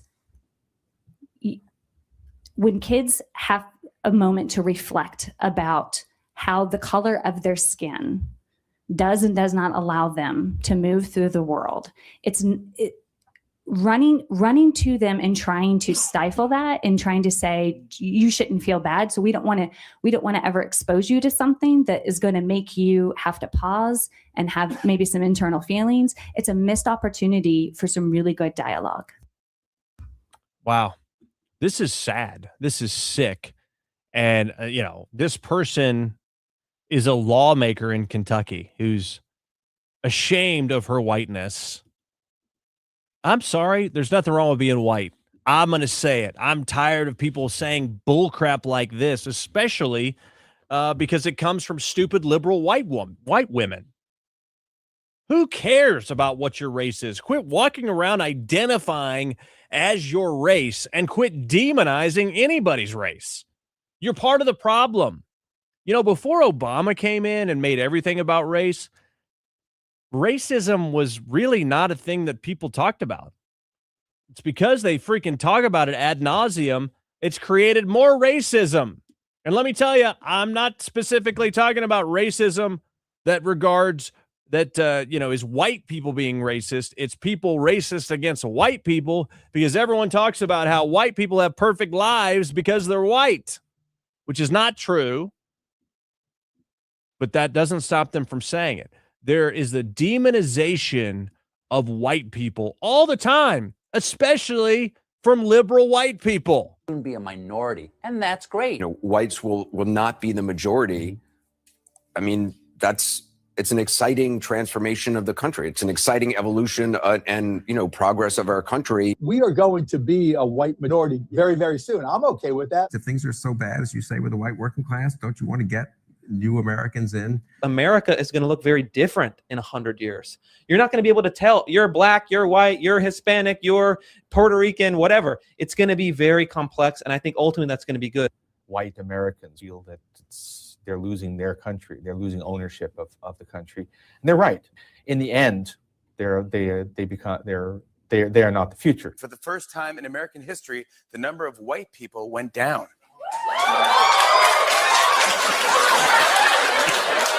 Why would you cheer for that? Bunch of freaking racists. White population is declining for the first time in history in America. White people will not be the majority in the country anymore. This will be the first generation ever in American history in which whites will be a minority. Treason to whiteness is loyalty to humanity. To abolish whiteness is to abolish white people. White people are committed to being villains in the aggregate, right? We got to take these motherfuckers out. Was it or was it not the duty of every good revolutionary to kill all newborn white babies? We have to kill white people. When do we start killing white people? I don't want to say we need to go start killing all white folks, but it's like, but maybe. When we say we want to kill whitey, we don't really mean we want to kill whitey, we do. We have to exterminate white people off of the face of the planet to solve this problem. Fuck white people! An unrelenting stream of immigration, non-stop. Folks like me who are Caucasian of European descent will be in an absolute minority in the United States of America. Absolute minority. That's not a bad thing. That's a source of our strength. And white Americans will soon be a minority. Okay. This is what people want. This is what white people want. Good luck with that. White people are the problem. I'm sorry. White people are responsible for a lot of the civilized and advancement of our society. I'm just telling you, when you look at where we are, white people had a lot to do with it. Nobody should be calling for the extermination of anyone based on race. And here's the solution, my friends. White people, start having babies. Have a lot of babies. We need to anyway. The birth rate is down. So start having a bunch of babies. That's the only way you're going to win. But look, it shouldn't be about winning and losing. We should be about a strong America. But when you have different division that's occurring in our country that's aimed at taking out a group of people because of their race, that is wrong. And we've agreed as white people that it's wrong. And that's why white people were some of the first to end slavery. Did you forget about that? There were plenty of black people that owned slaves. And oh, by the way, slavery was happening all over the world. So this isn't a specifically white problem. This is just a humanity problem because everyone's owned slaves, but it's just white people that are demonized. But we've agreed that is a bad idea to demonize a group of people based on their race, yet it is happening, and it is being celebrated and is being pushed and advocated for by dumb white people because that's what makes them feel good. They think it's nobility, but it's totally misdirected, toxic empathy that is going to end up, destroying our country because of these stupid people that are advocating for this. There is a war on white people. There's a demonization of white people. And my gosh, if you're a white man, you're the worst thing that could ever happen, huh? I'm telling you, at some point, white people, specifically white men, are just going to get so tired of being demonized for trying to love our country, love our families, love God, and be a productive member of society that doesn't suck off of the government teat. They're going to get tired of it eventually, and there's going to be bad things that probably happen.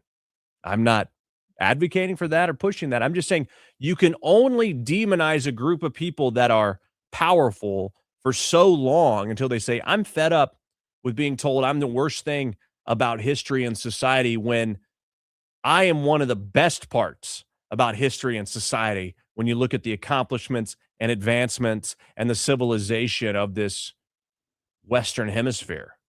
Doesn't mean it wasn't messy or things didn't happen along the way that you wish could have happened differently, but the white man is only going to take it for so long. I'm just telling you. It doesn't end up good if you continue to demonize people that have a lot of power. It's ridiculous. People are they've gone mad. I think we need to start celebrating whiteness. I hate that kind of idea, like identifying as your race. But if you're going to demonize it all the time, well, I'm going to say, you know what? I'm not going to stand for it. I'm going to push back and celebrate it. Okay? Doesn't matter that we can't dance. What matters is we've been major contributors. This country was built on the work of white people. People say, oh, this country was built on the backs of slaves. It was not. It was not. The economy of the South was centered around a lot of slave labor, but 2% of people owned slaves. Come on, give me a break. This country was not built on the backs of slaves. It's a horrible part in history, but our country's just like a lot of other countries, okay? So let's just quit demonizing our country specifically. But I don't like identifying as a race, but if you're going to demonize the race, well, then we, by golly, might as well celebrate it and have White Month. Why don't we have White Appreciation Month? Wham! If you're going to do that, why not? I mean, how can you say we can't? Well, because you're just totally privileged. Well, not anymore. If that were ever true, it sure isn't anymore because we're demonized. You don't believe me? That people are triggered by whiteness? Look at what Pantone did. Pantone named a shade of white as its color of the year, and people went crazy on the left. I talked about it on Newsmax recently. Take a look. Well, it's a controversy of the day for those on the left. The latest comes as popular color design company Pantone announced its color of the year for 2025. That color, known as Cloud Dancer, it's a shade of white, off-white really. Some online have called the choice dystopian, saying it evokes, you guessed it, white supremacy. Here's how some on the left decided to respond on social media. Watch. You're fired. You really chose white? You chose white in these times? You're fired. Well, Ike Wingate and Madeline Sullivan, they're back with us to discuss this latest controversy there. Ike, I got to start with you first. This is about the color of paint swatches here. Cloud Dancer, it's off-white. Your thoughts? Why are we talking about this? White woman who is very upset about this. It's just looking for something to be outraged over because it's white. I mean, are we going to hear next that these people hate the color of clouds or they don't like snow now? Is that racist? How about healthy teeth? Are those racist? Or maybe when you go to a hotel and you have the towels in your hotel room, to me, the whiter, the better. But somehow they'll, somehow find that racist too. It's ridiculous. It's just the next iteration of the Sydney Sweeney type outrage. We probably wouldn't even know about it if it weren't for all these online ragers anyway. Okay. Yeah. Let's start demonizing snow and the towels at the hotel and let's, white teeth. We can't have white teeth. That's racist. I mean, that's about as logical as people getting upset about a freaking color that's white. I mean, it's absurd, right? I mean, to them, everything about their, identity is their skin color. I mean, do you go around thinking about your skin color like white pride? I mean, who does that? Who goes around or, oh, I'm so white and I'm so embarrassed over it. The amount of times my race comes into being, the only time it ever happens is if someone is talking about how bad white people are. I don't think about it. It's not a point of pride. It's just the way I was born and I have no control over it. And the fact that people would demonize me or anyone because of the color of their skin is freaking stupid. It's stupid. It's like demonizing someone everybody who has a size 9 foot, they're privileged or whatever. I mean, that's just dumb. You have no control over the size of your feet, but yet being demonized over it would be absurd. Same thing with skin color. Okay. Now, let's look at something kind of funny. Okay. You have the FIFA World Cup. They do this drawing to find out which cities and which teams will be competing when as part of this whole FIFA thing. Well, what's funny is the city of Seattle is having a Pride Month celebration. June 26th is their LGBT Pride Night match during the 2026 World Cup. So it's already set. The teams that were going to play had not been decided, but they already decided, hey, tonight is the night we're going to get sassy. And so they're going to do this Pride Night. Guess who the teams are that were drawn by random order to compete during Pride Night in Seattle? Iran and Egypt. Iran follows strict Sharia law. Homosexuality is punishable by flogging, imprisonment, or death. In 2021, 2 gay men were executed for sodomy in Iran. Several other examples. Egypt uses debauchery laws to imprison people for same-sex acts for up to 3 years. In Egypt, law enforcement uses dating apps to hunt people down in case they're acting gay. And then they're in trouble. These 2 countries with some of the strictest, gay laws in the world, these 2 countries' teams are going to be competing in Seattle during Pride Night. So that is the irony there. The irony. Seattle's like, we're not changing it. Okay. Good luck with that, right? Good luck with that. All right. Here's an inconvenient truth for all the Hamas lovers out there. Hamas hid tons of baby formula to damage Israel with starvation claims, a Palestinian activist says. Okay. Oh, wait, I thought these stories weren't real. You got Israel trucking in tons of aid and Hamas not giving it to the people and saying, oh, Israel's doing it. Israel is starving us, which I don't know why Israel should be responsible for feeding them, but nonetheless. But now this Palestinian activist has come out and accused the terror group of hoarding food meant for infants and young children to purposely increase starvation in Gaza and damage the public perception of Israel. They would literally kill their own children to make Israel look bad. Footage shared by this activist, Al-Khatib, on social media shows the inside of the alleged Gaza warehouse with hundreds of packages of baby formula and nutritional shakes just sitting there. During the worst of the days of the hunger crisis in Gaza in the past 6 months, Hamas deliberately hid literal tons of infant formula and nutritional shakes for children by storing them in clandestine warehouses belonging to the Gaza Ministry of Health.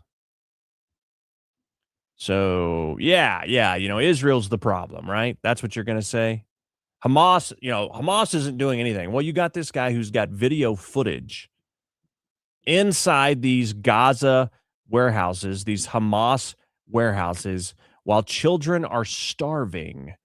There's plenty for them, but this is all in the name of making Israel look bad. These people are evil. Quit lying to yourself and telling you that this is a one-sided genocide. It is not. All right. What's keeping Democrats up at night? Well, it is the fact that President Trump's economic agenda is literally ready to explode. Democrats are panicked about what's going to come in 2026. These major Trump policies take effect in our economy. No taxes on tips, no tax on overtime, Social Security deduction, no tax on American-made car loan interest, and the Green New Scam regulations cut, lowering costs of cars by $1,000 to $2,000, and the child tax credit expansion to $2,200 per child indexed to inflation. And so Democrats are going to try to do everything they can to muddy the waters because these will be truly felt in the pocketbook of Americans in 2026. The max reduction for tips is $25,000. So imagine if you are somebody who uses tips as part of your salary or to make your living, that will have an impact. The senior deduction, you have to be 65 years old. It phases out at $75,000. But again, for people who are saying gas prices, which are lower, but that food prices are higher, that it's hard for them, that might help as well. There's a no tax on car loan interest. Now, that can be helpful, but what might be even more helpful is what they announced last week, which is they're doing away with some of the EPA rules on these car and fuel mileage. That actually will help bring the cost of cars down probably even more. And then a child tax credit expansion. That's very bipartisan. A lot of people like this. A lot of people love to see good economic news, but I would say Josh Holmes, our next guest here. Josh, you know communications very well. To me, economic communications is one of the hardest things. If the economy is great, everyone feels it. If it doesn't feel so great, it's hard to convince people that it's going so well. One question for you. How important is it to find the right ratio for President Trump to say, look what I inherited from President Biden, but also to look ahead at what's to come? Yeah, well, listen, I think President Trump is doing exactly what he needs to do in terms of getting out there and selling this. You cannot let Democrats frame an affordability debate. Okay. So, yeah, that's what's coming. A couple interesting things here. Somebody named Sugar Plum, I think I've seen this person on YouTube before, says, do you actually believe that story about Hamas and that baby formula? Do you actually believe that story? More like it couldn't be distributed because Israel was bombing them. Okay, this is the problem I'm talking about. This is the mind virus.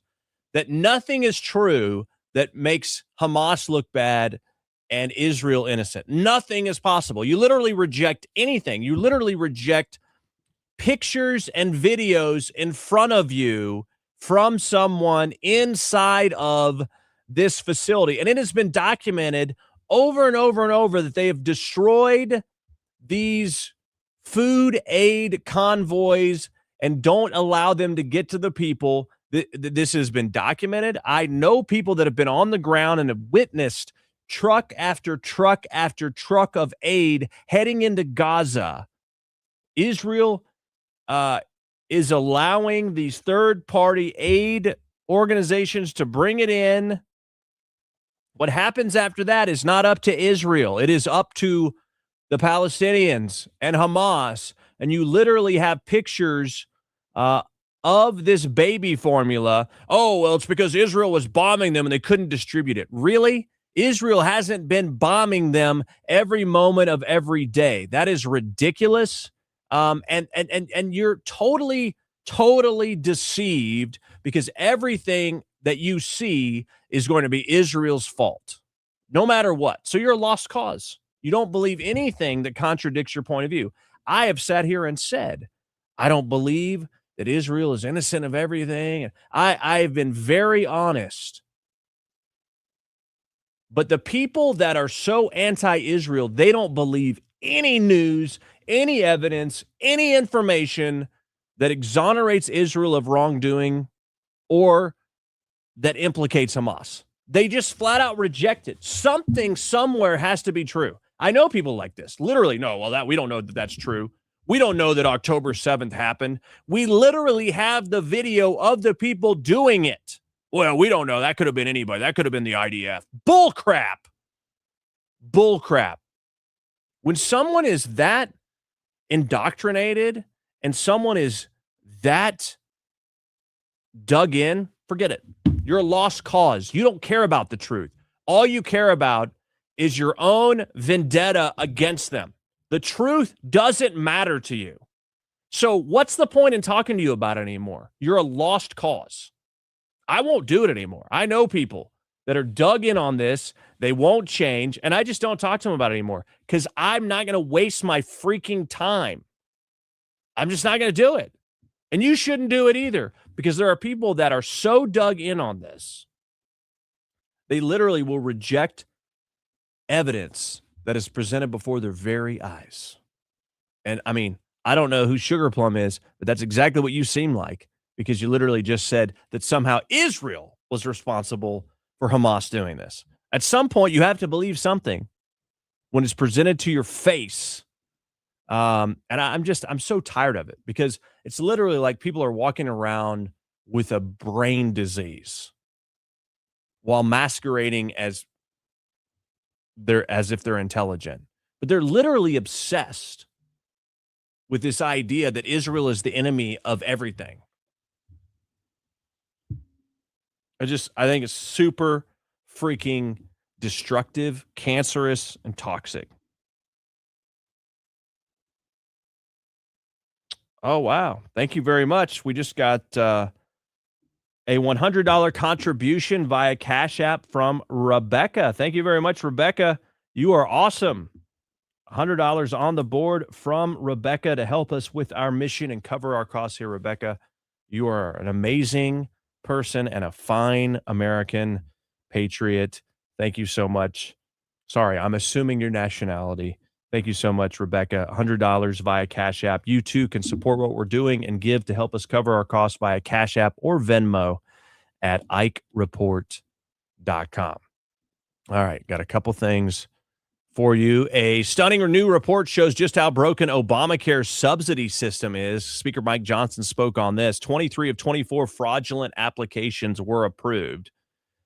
18 are still receiving coverage. Tens of thousands of duplicate Social Security numbers have been used, and $94 million paid for dead people. Yeah, these subsidies to Obamacare are a wreck, and they must be overhauled. Rebecca says, sorry, I missed you lately. Thank you, Rebecca. You are awesome. Thank you so much.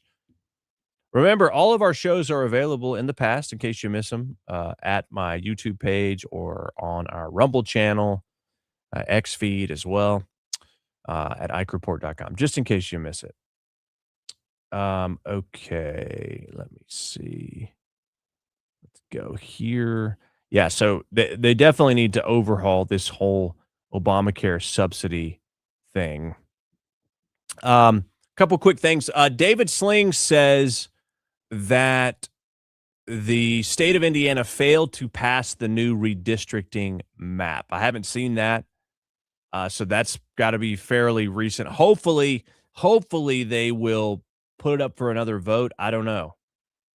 Because the House of Representatives passed it in Indiana, and it was up to the Senate, if I am thinking correctly. Also, the judge in the Charlie Kirk assassination case for Tyler Robinson has ruled that cameras will be allowed. This is a huge win for transparency in the case of the very public assassination of Charlie Kirk. This is the right thing to do. I'm not giving the judge any extra, credibility here, but thankfully he just did the right thing. That's what you definitely need to do. But that is certainly a positive move. So we can look forward to having visibility to this trial. Let me tell you, I don't know when it's going to get going. It's probably a few months yet to go. But this is going to be the biggest thing since the OJ trial, I think. People are going to be glued to it every day that this trial is going on. It's going to create some interesting conundrums for us here in the content business. Right? That's going to be pretty interesting. So we'll see what happens there. By the way, you'll be seeing me a lot more on Newsmax. If you watch Newsmax, you'll be seeing me a lot more here in the next few weeks. Just doing appearances from here in my studio. But I've got several booked appearances already, and they're going to be utilizing me a lot more for these appearances. So be on the lookout for that. I try to let you know ahead of time on my X feed when I'm going to appear if you want to catch me live. But I typically share the clip of what we talk about. But for sure, I'll be on Friday morning at 10 a.m. And I know a lot of people watch this show replayed, but for those watching it live, I'll be on at 9 a.m. Central Time on Friday, 10 a.m. Eastern Time. I will be on Saturday afternoon at 4:30 Central, 5:30 Eastern time. So Saturday evening. And I will be on Monday morning at 8 a.m. Eastern, 7 Central. And again at noon Eastern, 11 Central. That's on Monday. And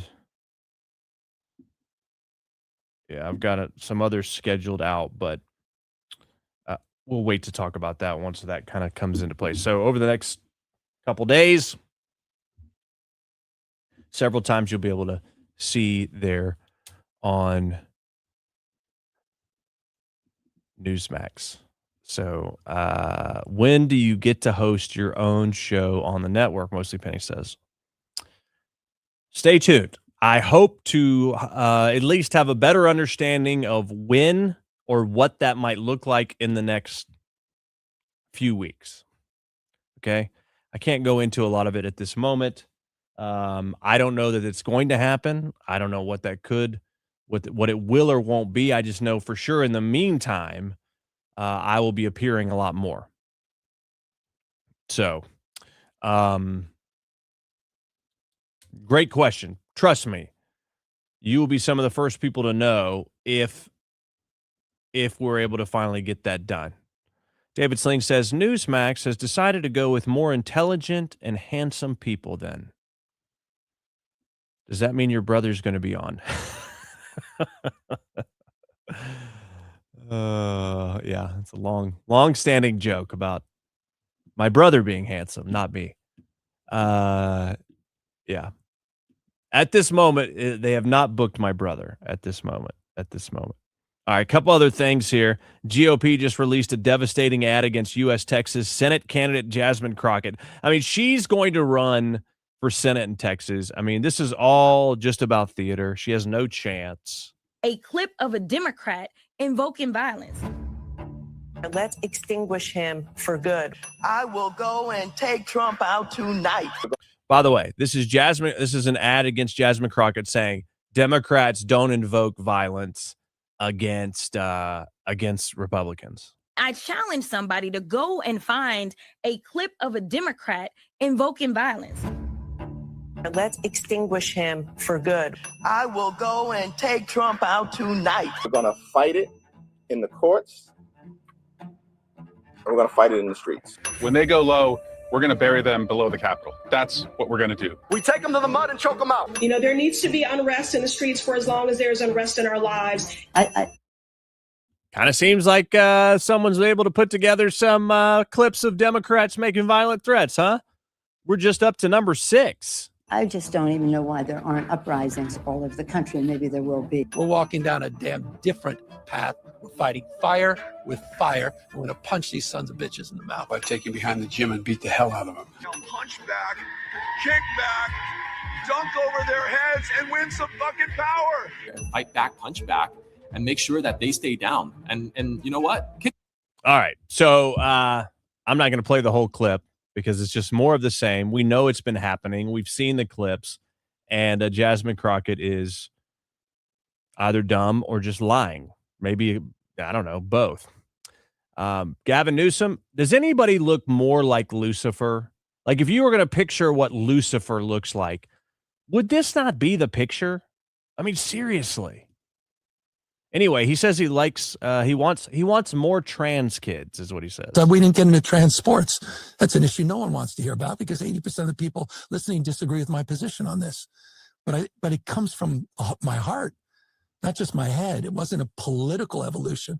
Your position being that I don't think it's. I want to see trans kids. I have a trans godson. There's no governor that's done more pro-trans legislation than I have, and no one has been a stronger advocate for that. I want to see trans kids. This is pretty interesting because, he told Charlie Kirk, of all people, he told Charlie Kirk, he thought it was an issue of fairness with trans kids competing, boys competing against women.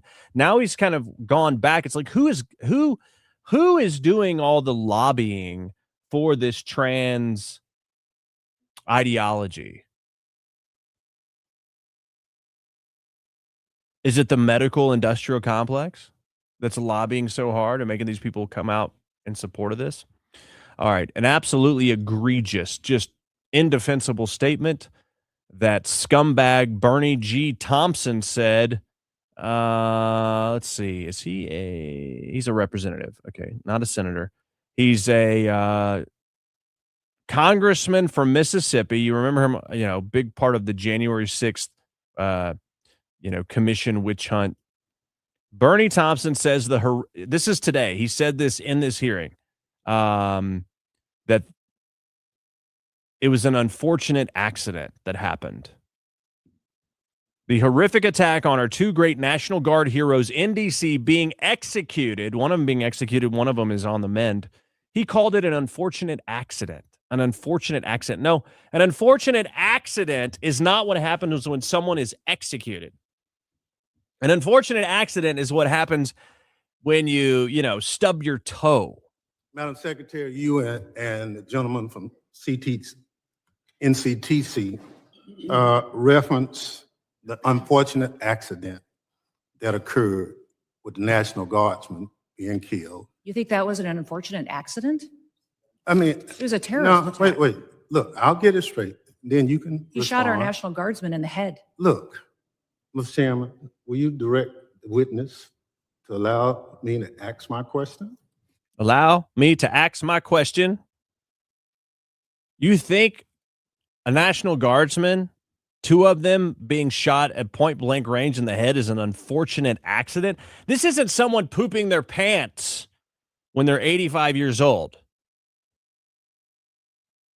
This is a heinous, horrific, attempted murder and successful murder, an execution on a brave service member, a female at that, who had her whole life ahead of her.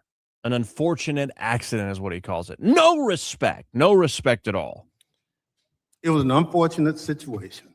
Madam Secretary. An unfortunate situation. My gosh. An unfortunate accident. They tell you who they really are when you listen to them in the margins. When he's asking a question, he's phrasing it a certain way. He did it on purpose. They show you who they really are.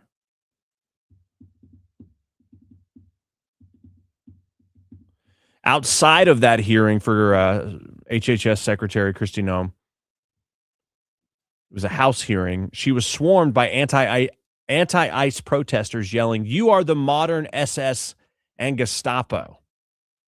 In the middle of this, Noem was hugging Angel Mom Agnes Gibboni, who lost her son Ronald, shot and killed by a previously deported illegal alien. Now look at the way these animals around her treat all of them.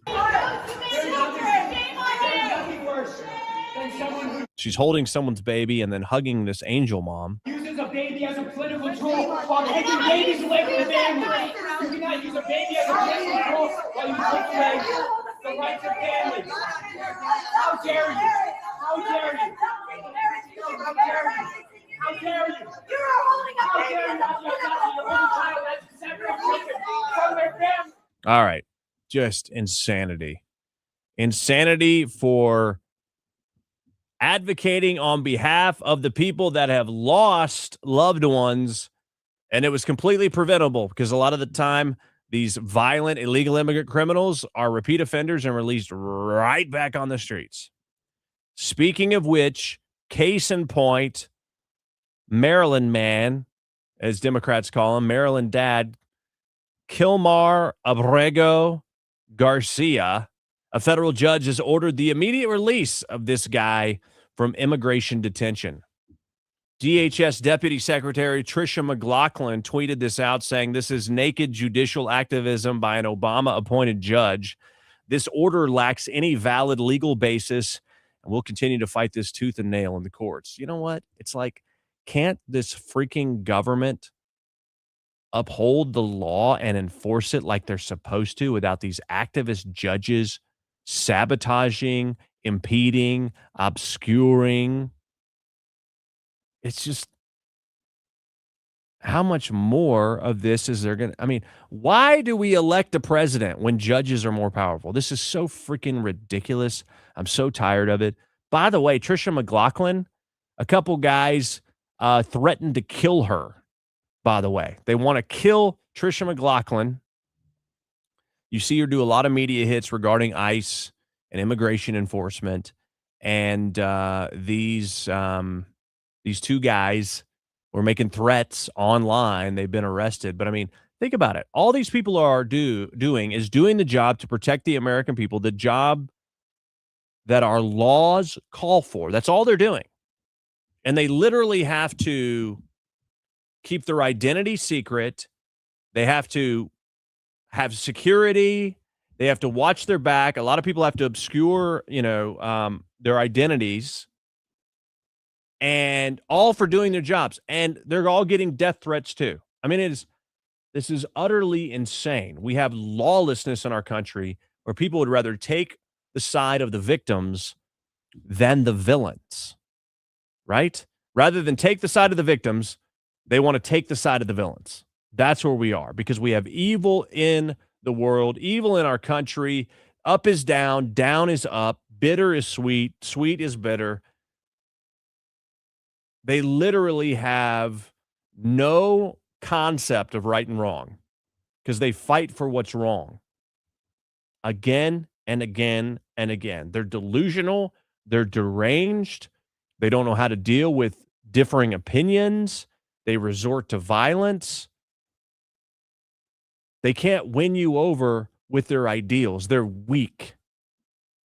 And this is an example of exactly that in today's Triggered Liberal. It's time for today's Triggered Liberal.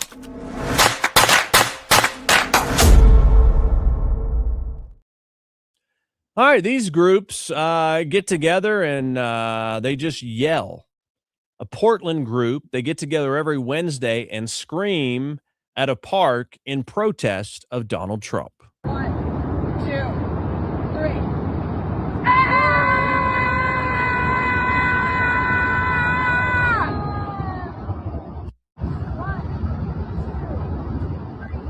Here's another one.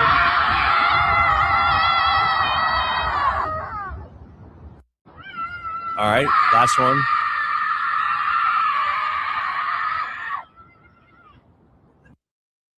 Okay, totally constructive, right?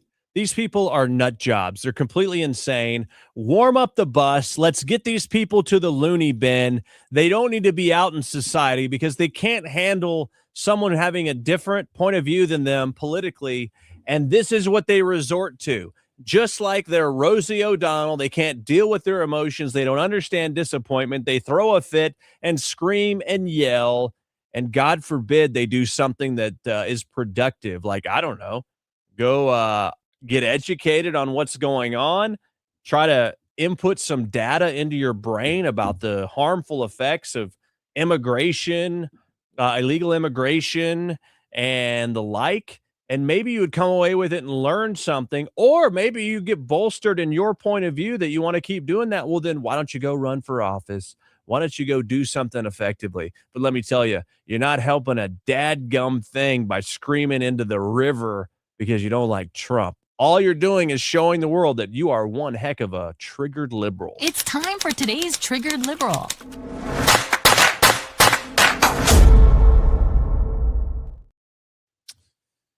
Yeah, people truly have lost their marbles, haven't they? They've lost their marbles. Let's see here. Let me get over.